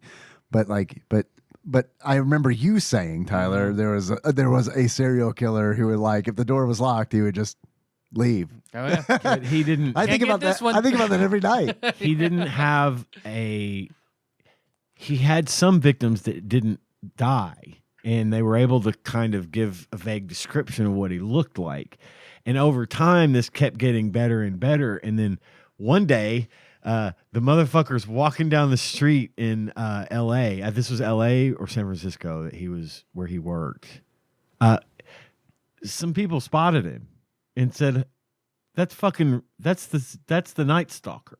Get him. And they chased him down the street and they fucking caught him and beat him up. I mean, it's great that he was who he was, and they didn't just get someone who Racial like profile, right. some guy. Get him. Let's see. There's a sketch right there where it's like the afterwards, where it's like, oh, he was? Oh. So, okay, yeah. Thanks to a combination of public tips, a mugshot, and a group of citizens who recognized him and took matters into their own hands, Ramirez had been terrorizing Southern California. In 1985, police lifted a fingerprint from a stolen car connected to one of the crimes. The print matched Ramirez, so that's when they released the mugshot to the media, basically making him a wanted man overnight. Yeah, I don't think he even knew he was wanted. At the time. He didn't know. Ramirez, unaware he'd been identified, returned to Los Angeles on a Greyhound bus. At a convenience store, locals recognized him from the media coverage and started chasing him. He tried to steal a car to escape, but the owner and neighbors tackled him and held him until police arrived. Reportedly, a group of East LA residents is credited with capturing Ramirez, and he was reportedly beaten by the crowd before police took him into custody. He seems like he's bad at his job. You know what I mean? Yeah.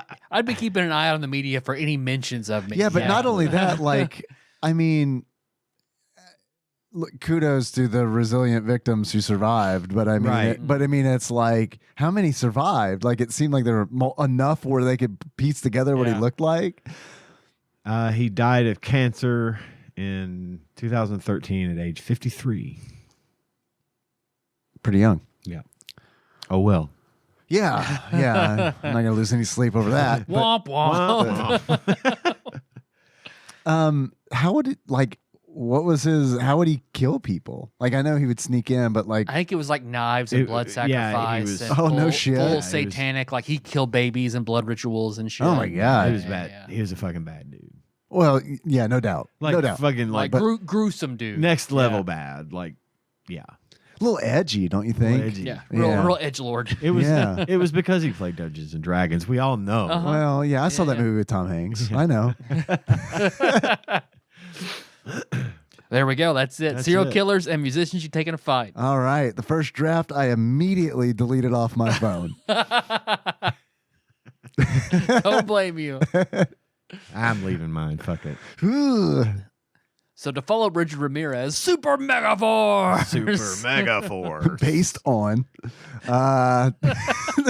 Alesta, a.k.a. Richard Ramirez. Space Force, Richard Ramirez. You play Neo, Richard Ramirez.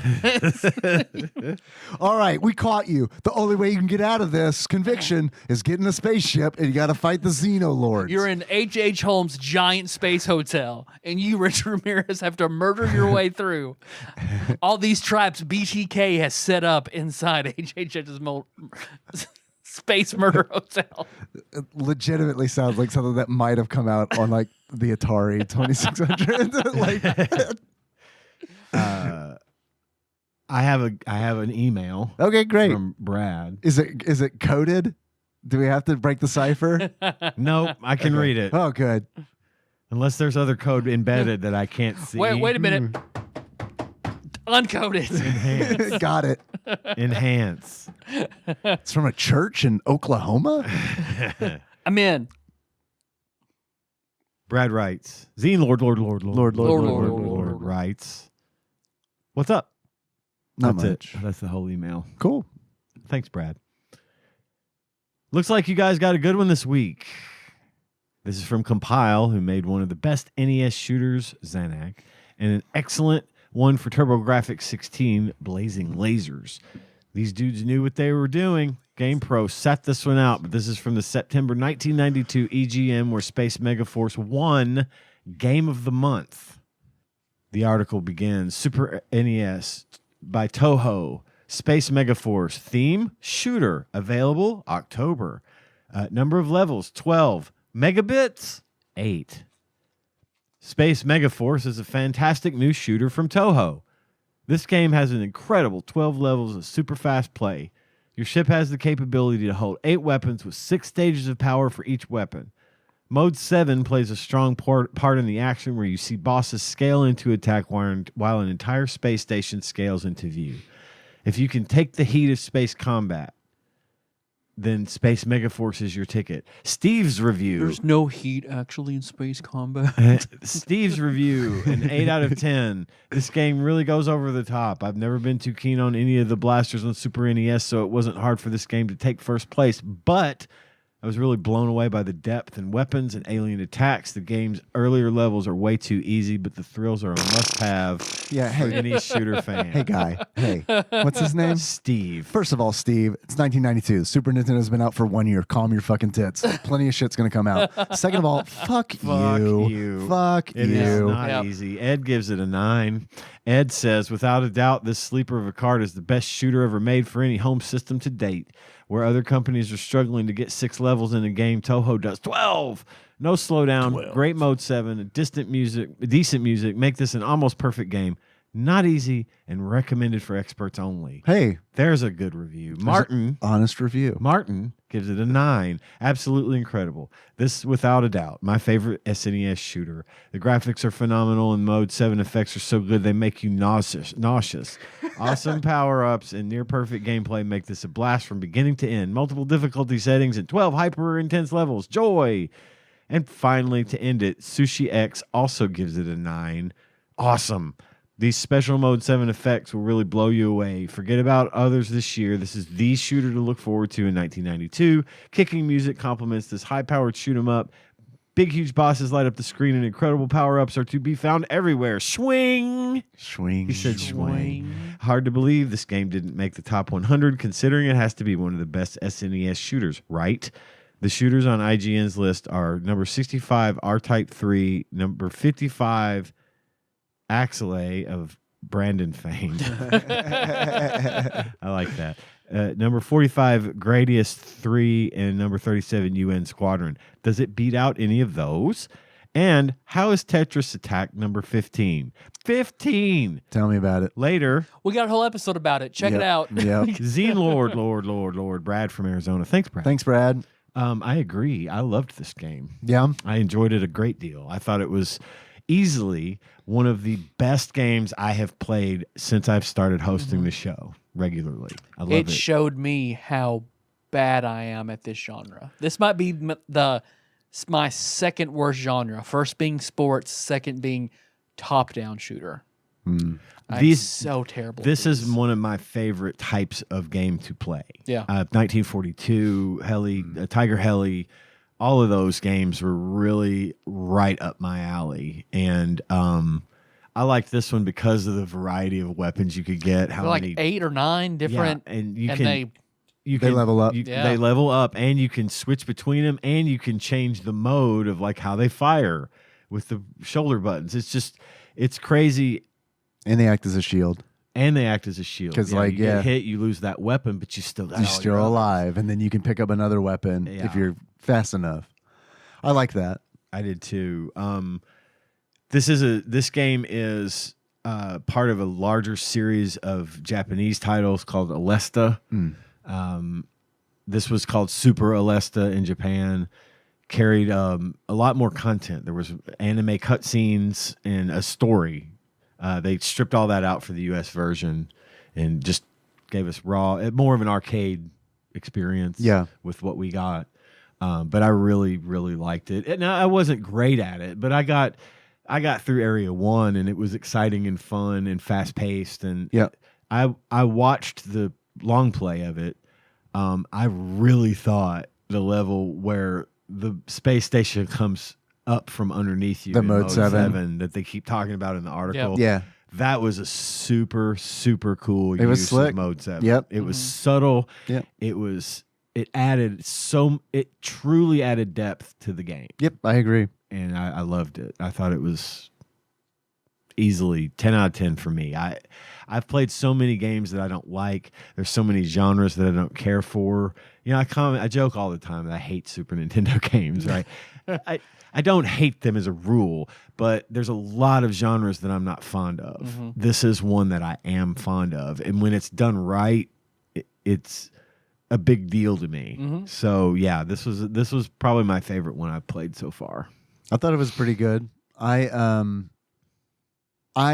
thought one thing that I thought was weird about it was I felt like it took me a long time to get through level 1. It was like level hard. 1 felt long. I save scum so And much. to and get to then level 1. Yeah. after level 1, it was like, okay, I beat 2, 3, and 4. I mean, it was Yeah. like I felt like 1 was hard, and then 2, 3, and 4 was just kind of like, okay, all right, Right. I'm through that. And then it gets hard. Yeah, I didn't like very fucking hard. I didn't play it. I died like at the boss of level 4, Yeah. and then it was like, okay, that's good. I mean, look, It's good to come back and play in short bursts. And I would do wouldn't- that. I wouldn't play it just for hours and hours and hours. I would- but I would do that. It is good to come back. that's how I did it. I played this game. I played it for probably an hour. I put my hour in, and then while I was waiting for like cues to pop in Final Fantasy, it's like, okay, all right, I'll play a little more. And then when the cue would pop, I'd be like, okay, I'll pause this, and then I'd play it like I'd run a dungeon, that'd be over, jump back in queue, all right, and then back to what a not a great name, bad Space title. It's Megaforce. It's a I like it's a I like 90s ass Alesta. title. I like Alesta better Alesta would too. be better. Although it Super does, Alesta. it sounds pharmaceutical. It's one letter from me in a potato chip Side that makes you effects. shit your pants. Right. Side Yeah. effects may include Anal leakage. vertigo.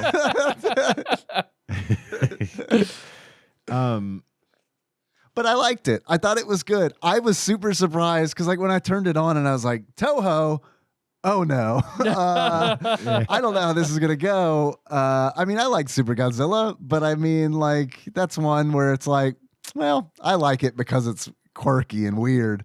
Yeah.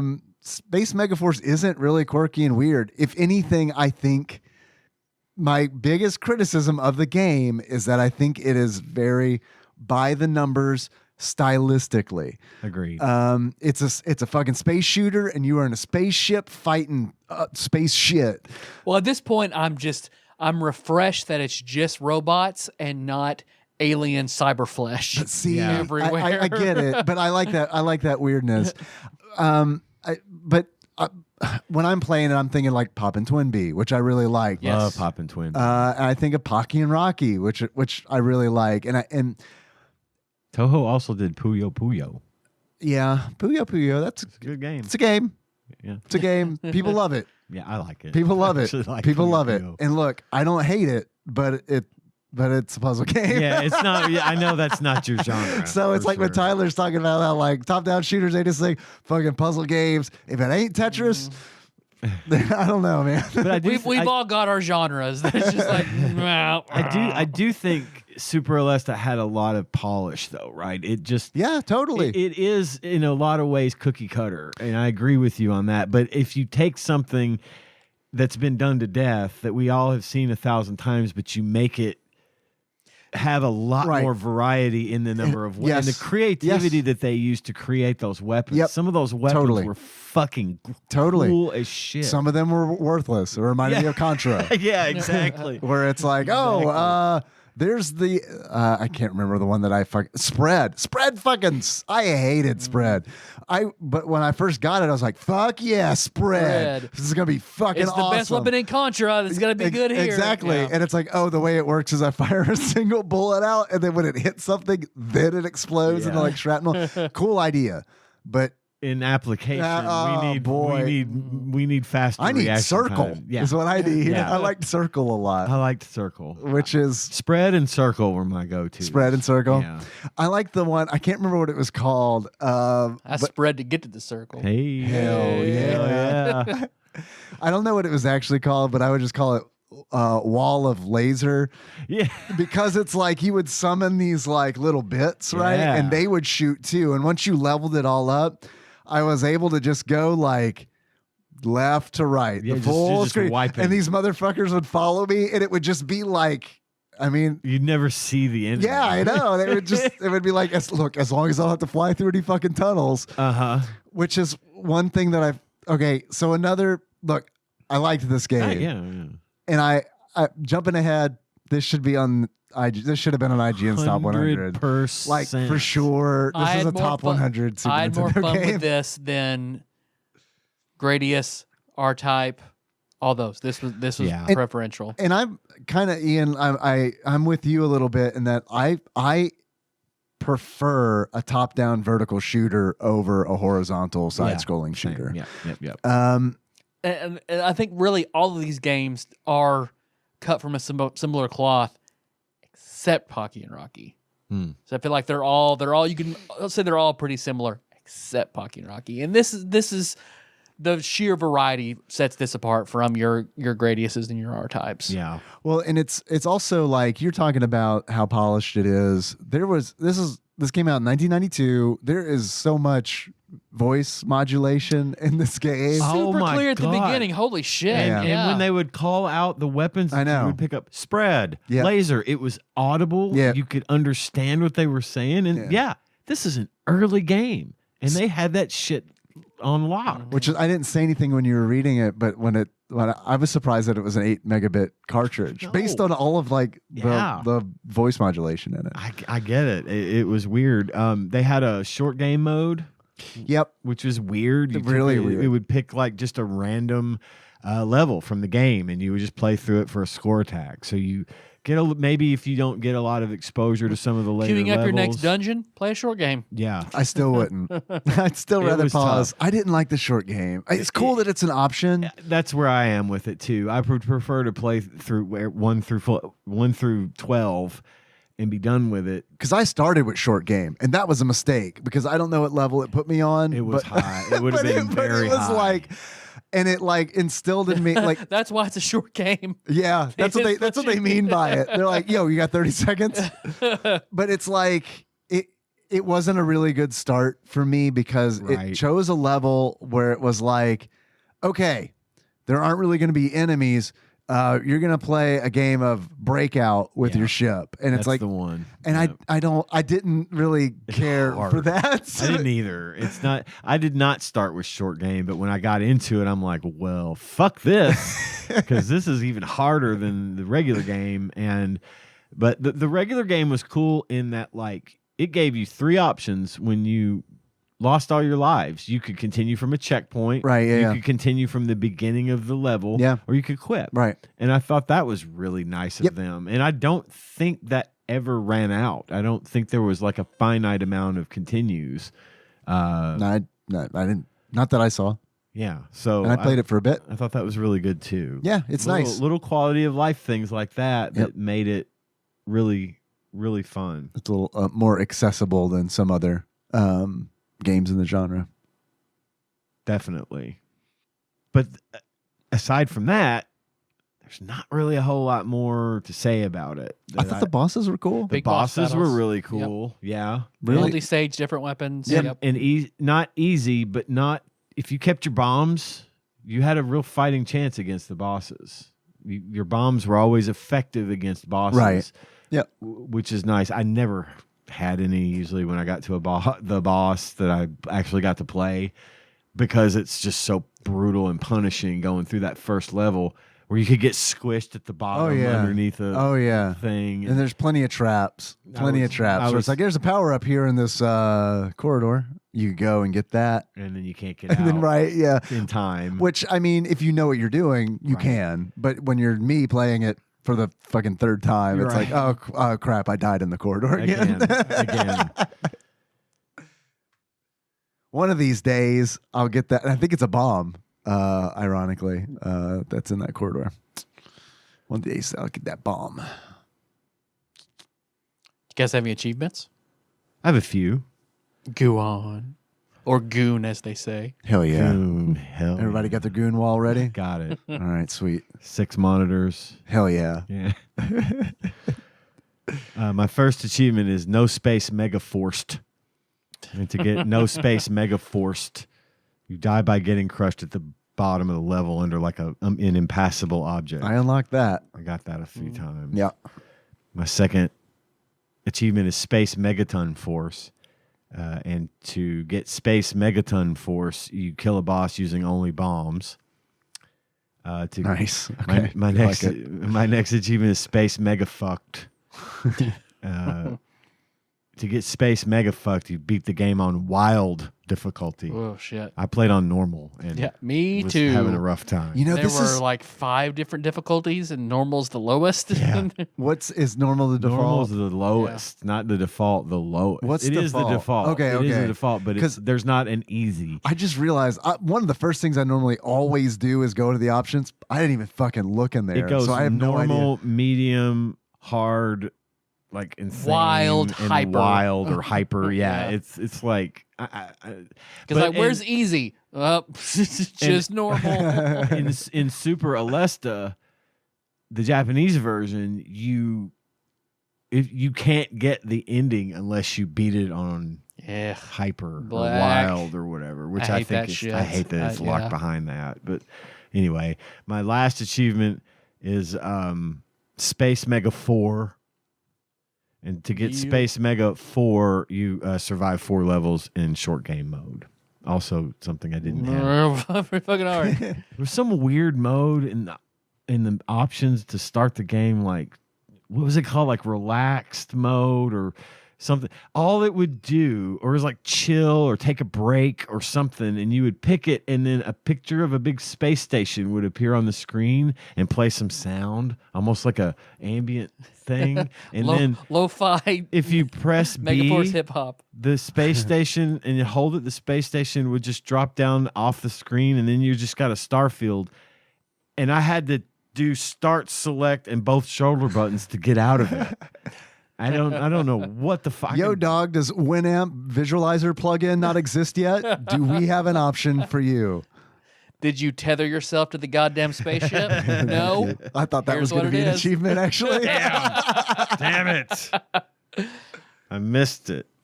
Missed my chance. I'm going to bring up Space Megaforce. That was the vocalization at the beginning. sounds good. Mega car. Mega car. All right. And I thought the music was really good. I didn't get tired of it. I thought it was good. I just want to see this standard game, short game options. Break time. It's in the options Break menu. time. It's called break time. And when you run Corporate it, says we had to put this in the game. this is what you get. It's just a picture of a space station or whatever that is. Man, I really regret.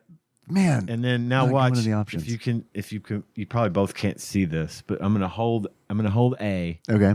Watch it goes that way. Ooh. Right, see, It goes to the right. You can just move it Ooh. around up and Left. down. Oh my god. That's all it does. And I don't know how to get out. That's it, huh? I don't know. It doesn't play any music or anything? I'm gonna no. I guess I thought I was hearing music. It must have been something else. Now I gotta Weird. go select, start, shoulder buttons. Yeah, I can't even get it. Oh, you rotated it. How did I do that? RNL? Oh, it's mode 7ing. Oh my god. Anyway, Shame on me for Those not are- going to options. those are all my achievements. I love them. Hell yeah. Thank you. I only have 2. The first of which is don't want no short mode. In order to unlock don't want no short mode, which for the longest time, I didn't know the lyrics to the song. Thank you so much, because I Yeah. just thought it was short man. Right, totally. The radio edit. Until I was Yeah. 38. Sure. Yeah. I mean, first of all, I don't feel too bad about it because when it came out, I was probably maybe 11. Yep. So it's like, I'm not going to buy that CD.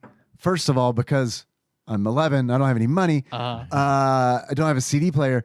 But also, the literal only reason I'm listening to this song is because it's on the radio. Right. What, a Nintendo game? No, thank you. Give me the short man CD. Right. Yes, please. Can you do it in the SNES sound font, please?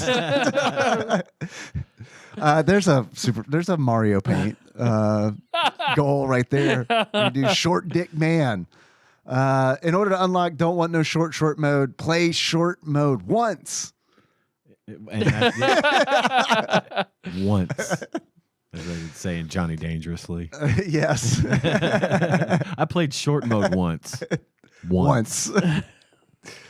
And my last achievement is I am the Eggman Goo Goo Gachoo. In order to unlock I am the Eggman Goo Goo Gachoo is you fully power up any weapon in the game because the way that you do that is by collecting eggs. Which I could not stop thinking were bullets or like I kept avoiding them. And I'm like, wait, no, pick that up, dumbass. Yep.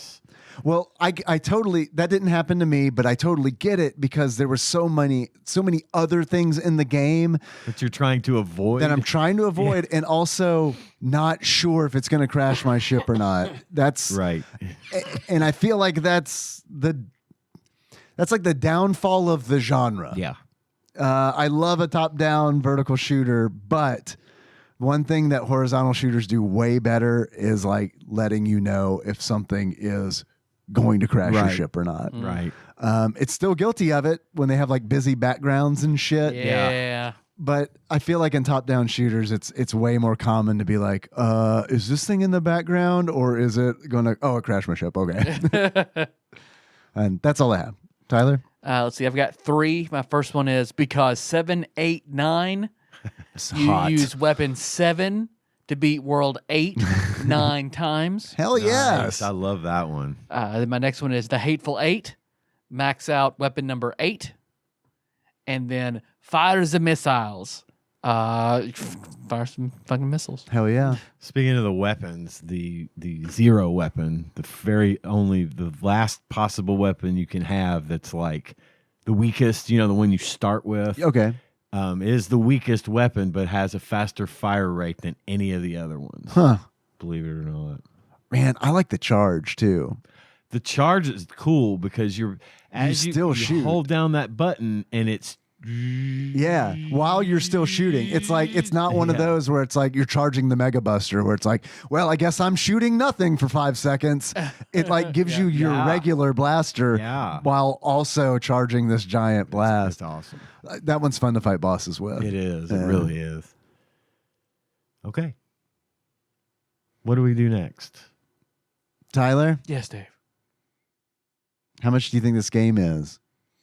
If you were to buy it loose. I have to recuse myself from this. In my research, ChatGPT fed that to me. Okay. And so I kind of know the answer. Okay. Thank you for your honesty. I've never heard of it. I've never seen it. Really early. So I'm going to bet it's going to be fairly expensive. Can I say what I got for my result and then find out if it's in line with what you have? Yeah, totally. Let's go. Let's get Tyler's guess, and then you can tell me what ChatGPT fed you. $23.58. $23.58. ChatGPT. $199.99. Actual retail value of Space Megaforce loose on average for the Super Nintendo, according to pricecharting.com at the time of this recording, is $199.99. Good Lord. Beaten by a robot. Tyler. Shame. Man. Complete. Yeah. Complete in box. First time. Would you like to know your horoscope? No, thank you, Andy. Complete in box is $696.56. New sealed in package, $2,229. Lord. Hell yeah. Glad I bought a couple of those. Man. So what are we going to say that Flopsy says about Well, it? what do we think is its... Oh, yeah. That's in Flopsy. I was going to say, what about its rarity? I already think I know rarity. I apologize. Okay. I didn't mean for that information to come on my... Totally get it. I mean, I want to say that's rare. I would assume that it is either rare or very uncommon. Would be my guess. Yep. It's early. It's from Toho. And I'm trying to remember the rarity of Super Godzilla. See, that's because I don't know. I feel like the only rare game we've had was IRAM Skins game. Yeah. Which is weird I know. because Very that weird. one was Well, there- affordable. I Yeah. feel like there have been like maybe one other, but I can't remember what they the were. Donkey Kong, the SNES. We did the SNES game. The Talking about the tournament editions, Yes. the Blockbuster tournament edition. Yeah, that's like a beyond rare. Yeah, very that's- rare. Or yeah. something. Almost Yeah. unattainium. Yeah. It's made by Rare. yeah. Turns out there's a lot of them. But yeah, I'm with you. I'm on that vibe. I'm cool to say rare if you want to. I feel like this very much could be rare. I've never heard of it, and that's weird considering how good of a game it is. Yep. Now, what do we think? I can help weigh in on what Flopsy said. I think this is going to be. It's got to be 4 high. stars, right? It might be 4.5 Okay. You want 'Cause they're- to go high? because they're generous typically. Yeah. And I feel like this is like. It's tough for me because I went into this expecting a really, really bad game, and what I got was a better than good game. You know what I mean? So it's tough. I think at least 4 stars. Where do we want to land? 4? I or mean, I want to say 4.5? 4 just because it's still a saturated genre. Okay. I can be on board with that. And they might dock points for it not including all of the bells and whistles that like maybe the Japanese version had, like because The the anime story was kind of cutscenes gutted and and stuff, yeah. So they might dock points for that. I'd say 4, and you guys settling on rare for the rare team. 4 stars. 4 stars rare. Yeah. Let's try That's it. how I order my Fir- steaks. First time ever. Totally have this ready to go. Hell not yeah. not a big deal at all. Mm-mm. It's going to be super easy to find, right? Yeah, and we're not having to pad it while There aren't you're many- there aren't up many or S's. anything. Not at all. No, weird. Not many Not S's many at all. S's at all. Or I mean, supers.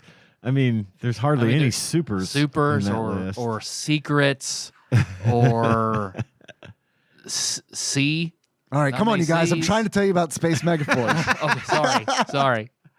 we get I need to carried stop away. talking. Come man. on. Yeah. Jeez. Don't let I was him trying to be polite and let you guys edgewise. talk, but I mean, come on. There's a point. There's a point where it needs to stop. According to Flopsy, aka the Ultimate Nintendo Guide to the SNES Library 1991 through 1998 by Pat Contry, courtesy of Monster Mold Mike and a shadowy, mysterious benefactor. Space Megaforce. Availability.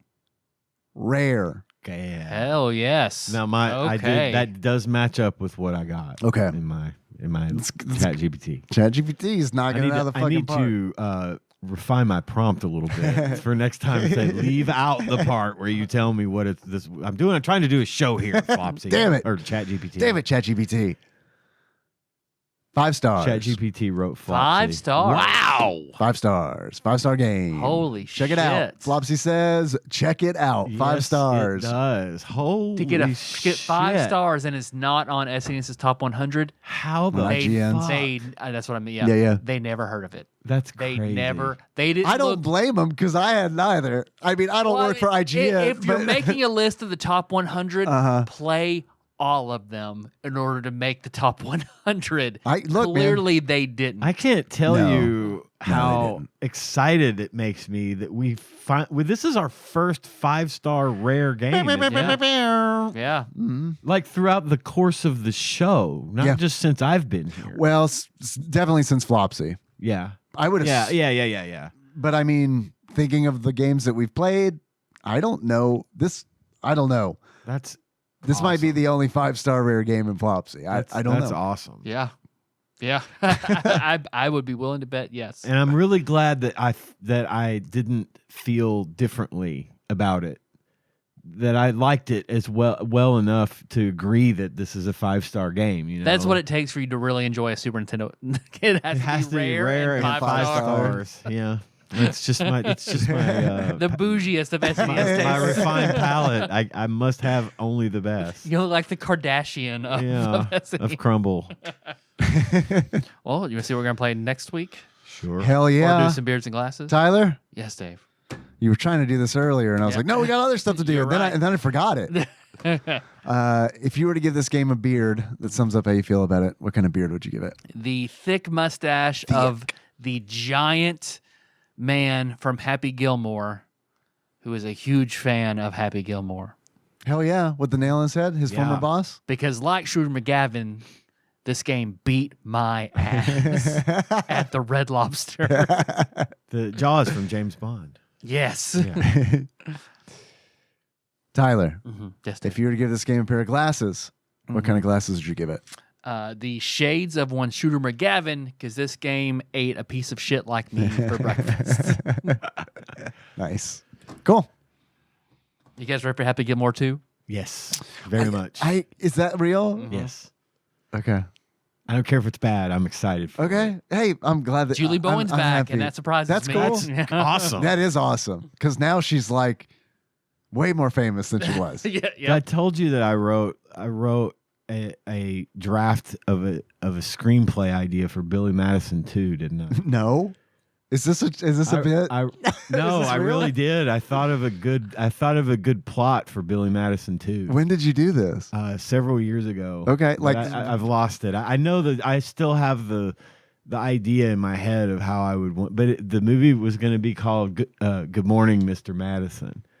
And Billy Madison becomes a teacher. he's the teacher. And his kid is now the problem child in the school. Okay. And that was going to be my elevator pitch for Billy Madison 2. Can he play both the TM, teacher TM. and the- TM trademark, copyright infringement on you, whoever's stealing my ideas. Can he play both the teacher and the son? Because then I'm in. Yes. If he dwarfs it, Like a yeah. Fine. oh, hell yeah, man, hell yeah. No makeup, just It's dwarf legs. It's just dwarf legs, yeah. And he has like a beanie, dwarf style. A beanie. Yeah. Oh, sorry, that was Martin. My bad. That was Martin. Anyway, go ahead. I'm sorry. We did. What were we doing? Did beards and glasses. Now we're. What else we're gonna Oh, play? well, yeah. You guys want to randomize? Yeah. Hell yes. Let me get this batter up peripheral, plug it in, do some wild and crazy kid shit on it, say the prayer. Hell yeah.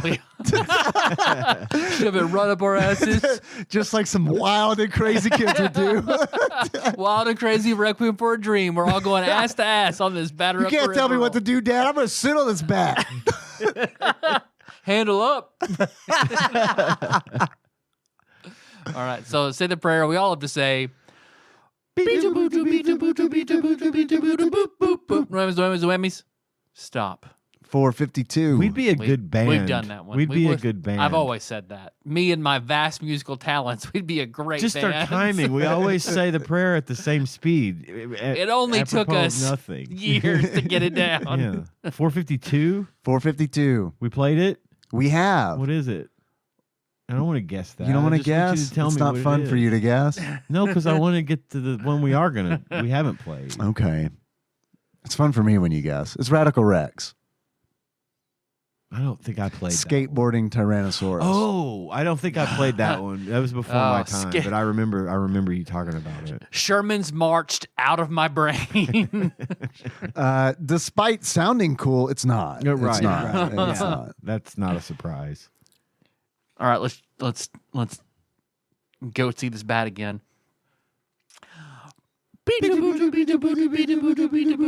Whammies. Stop. 467. Have we played it? No. Oh. Now you have to guess. Is it So in we're the in the R's? R's. Yes. See how fun this is? You're using logic Context clues. to deduce. This is so much fun.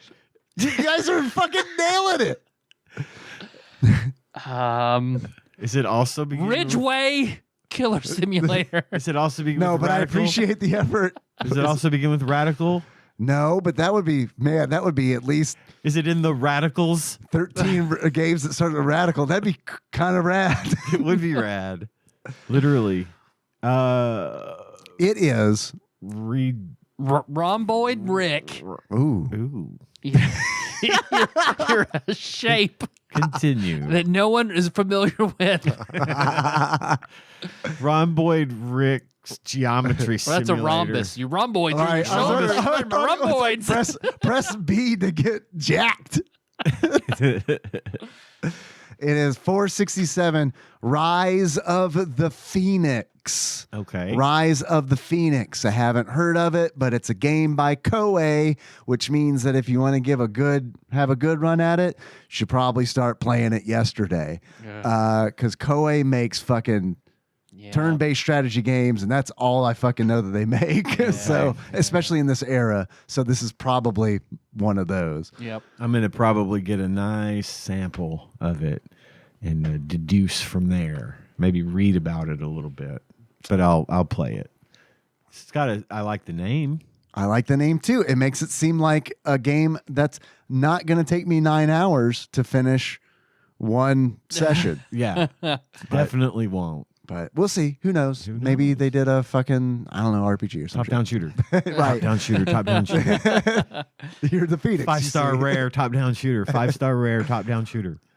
Well, thanks for listening, everybody. Find the show, iTunes, not SoundCloud, not Stitcher, Spotify, all the goddamn places. Hell yeah. Lots of shit going on. Most importantly, at Patreon. Patreon.com/TADPOG is where you can go to give us money. For as little as $1 a month, you have access to all of our bonus content. No further paywall after that.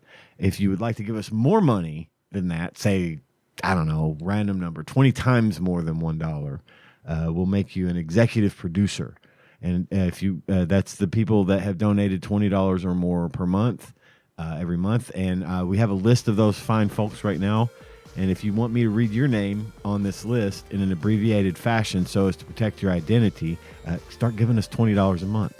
I will read that list now, as I do every week, usually with pauses and mistakes and stutters. Cubicle Monkey, Sandwich Pope Phil H, Gamebug Prime Nathan E, Matt, a.k.a. Gentle G, Pinball Airplane Archmage Chris Edler, sorry he couldn't be on this episode, That Nice Guy from Michigan, Louisville Correspondent, Princess Consuela, Banana Hammock, Flavatrick, Taryn, Drinksmith, Joey Dubs, and Deep Hope Sandwich. Thank you guys so much for your extra special generosity, and thanks to all of our donors. The money that comes in every month is super, super helpful. I cannot stress that enough, particularly this past month. Thank you, gentlemen. And that's all I got. Hell yeah. Thank you. Tell us of yes. Tell us of yes. How you guys want to close this one out? As the guy with the nail in his head from Billy Madison, Nice. or from Happy Gilmore. Okay. So until next time. I'll tropical, you're Capricorn in the parking lot after the game.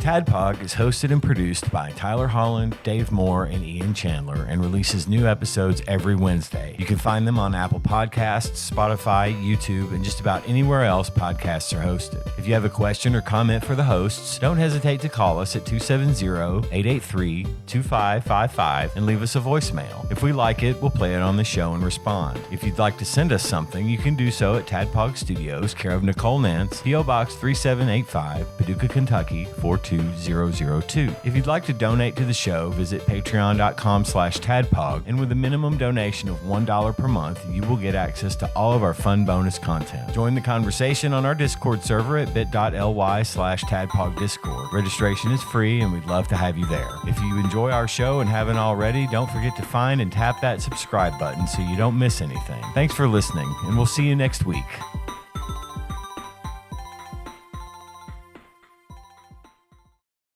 Motherfucking Tadpog. It's your boy Brew Pounder, not Poo Pounder. Whatever the Nope. fuck, Stop. y'all. I hope that Nope. Acknowledge your name. Next call. And it's got to be next until you say poo rounder. People love it. People love it. Just embrace it. Be poop rounder. I didn't catch on, so let's not mention it. But anyway, so It did. It caught on. Oh, it's it caught caught on. on. It's the most popular part of our show now. We've got tattoos of it.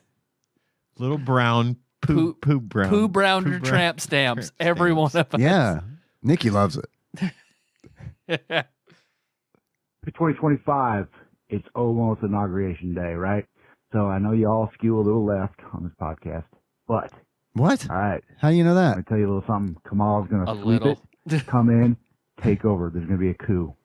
She's gonna take the presidency, but bad news. Let's continue. They've decided that the most dangerous threat to democracy is white, mostly straight men podcasts. So y'all have recording night free from now on, right? Good news. I have a couple options for you guys, and you guys get to only pick one. You can each do your own thing, But y'all could do it as a group. I don't care. You just can't fucking host TADPOG anymore, even if you're still doing it. So you've got the call continues. Okay. the No Mams group from Married with with Children. Yeah. You can hang out with Al Bundy and the rest of the No Mams doing your thing. Or Dale Gerbel's Gun Club. Go out, talk about your war stories, fucking do the flower bit. That's just shoot hanging out with guns, John Turley. Vote for the president of the gun club. Or you guys become doormen at Incognito's Gentlemen's Club in Paducah, Kentucky. So those are your choices, boys. Enjoy your freedom. Love you, bye. Well, I live in the Dale Gribble Gun Club. It's just the Captain Gun Nerd John Turley Gun Club. So I don't really have. I do that all day, every day. You know, at work, sometimes here, sometimes we travel together, and I think that I have a lot of respect for Dale Gribble, and I'm not insulting John by making that comparison. That being said, I have no interest in being in the No Ma'am group. So Yeah. I guess I'm stuck being a doorman at Incognito's. Which I suppose is fine. Or what we'd really do is just start a tabletop podcast. Yeah. So, But I think doesn't like I was once he didn't acknowledge that he's Pooh Browner, I be honest with you, I like checked out 80%. Fair. So like what are we doing? We're talking about our favorite Married with Children episode? yep. I like any that fucking Kelly looked really slutty in. Same. Those are my favorites. Same. I like when Bud raps. Oh, Yeah. you're That's one of the those best. guys. Yeah. Or the other son is born. I Those think, are also good. Did they? Was he theirs or did they adopt him? No, she was pregnant in the show. Okay, all I right. think they had him and then time skipped or some weird shit. So I'm gonna be honest with you. There was a time that I was like, I didn't like hate Married with Children, but there was a time where I was like, I just didn't watch it anymore, and that was probably around the time that kid showed up Toward the very, very end. Yeah. I mean, look, I like that show a lot. Which but, Marcy's husband? Ted McGinley. Ted McGlinley. Yep. Cool. Got any other thoughts? Nah. No? No. All right, bye everybody. Bye. Bye.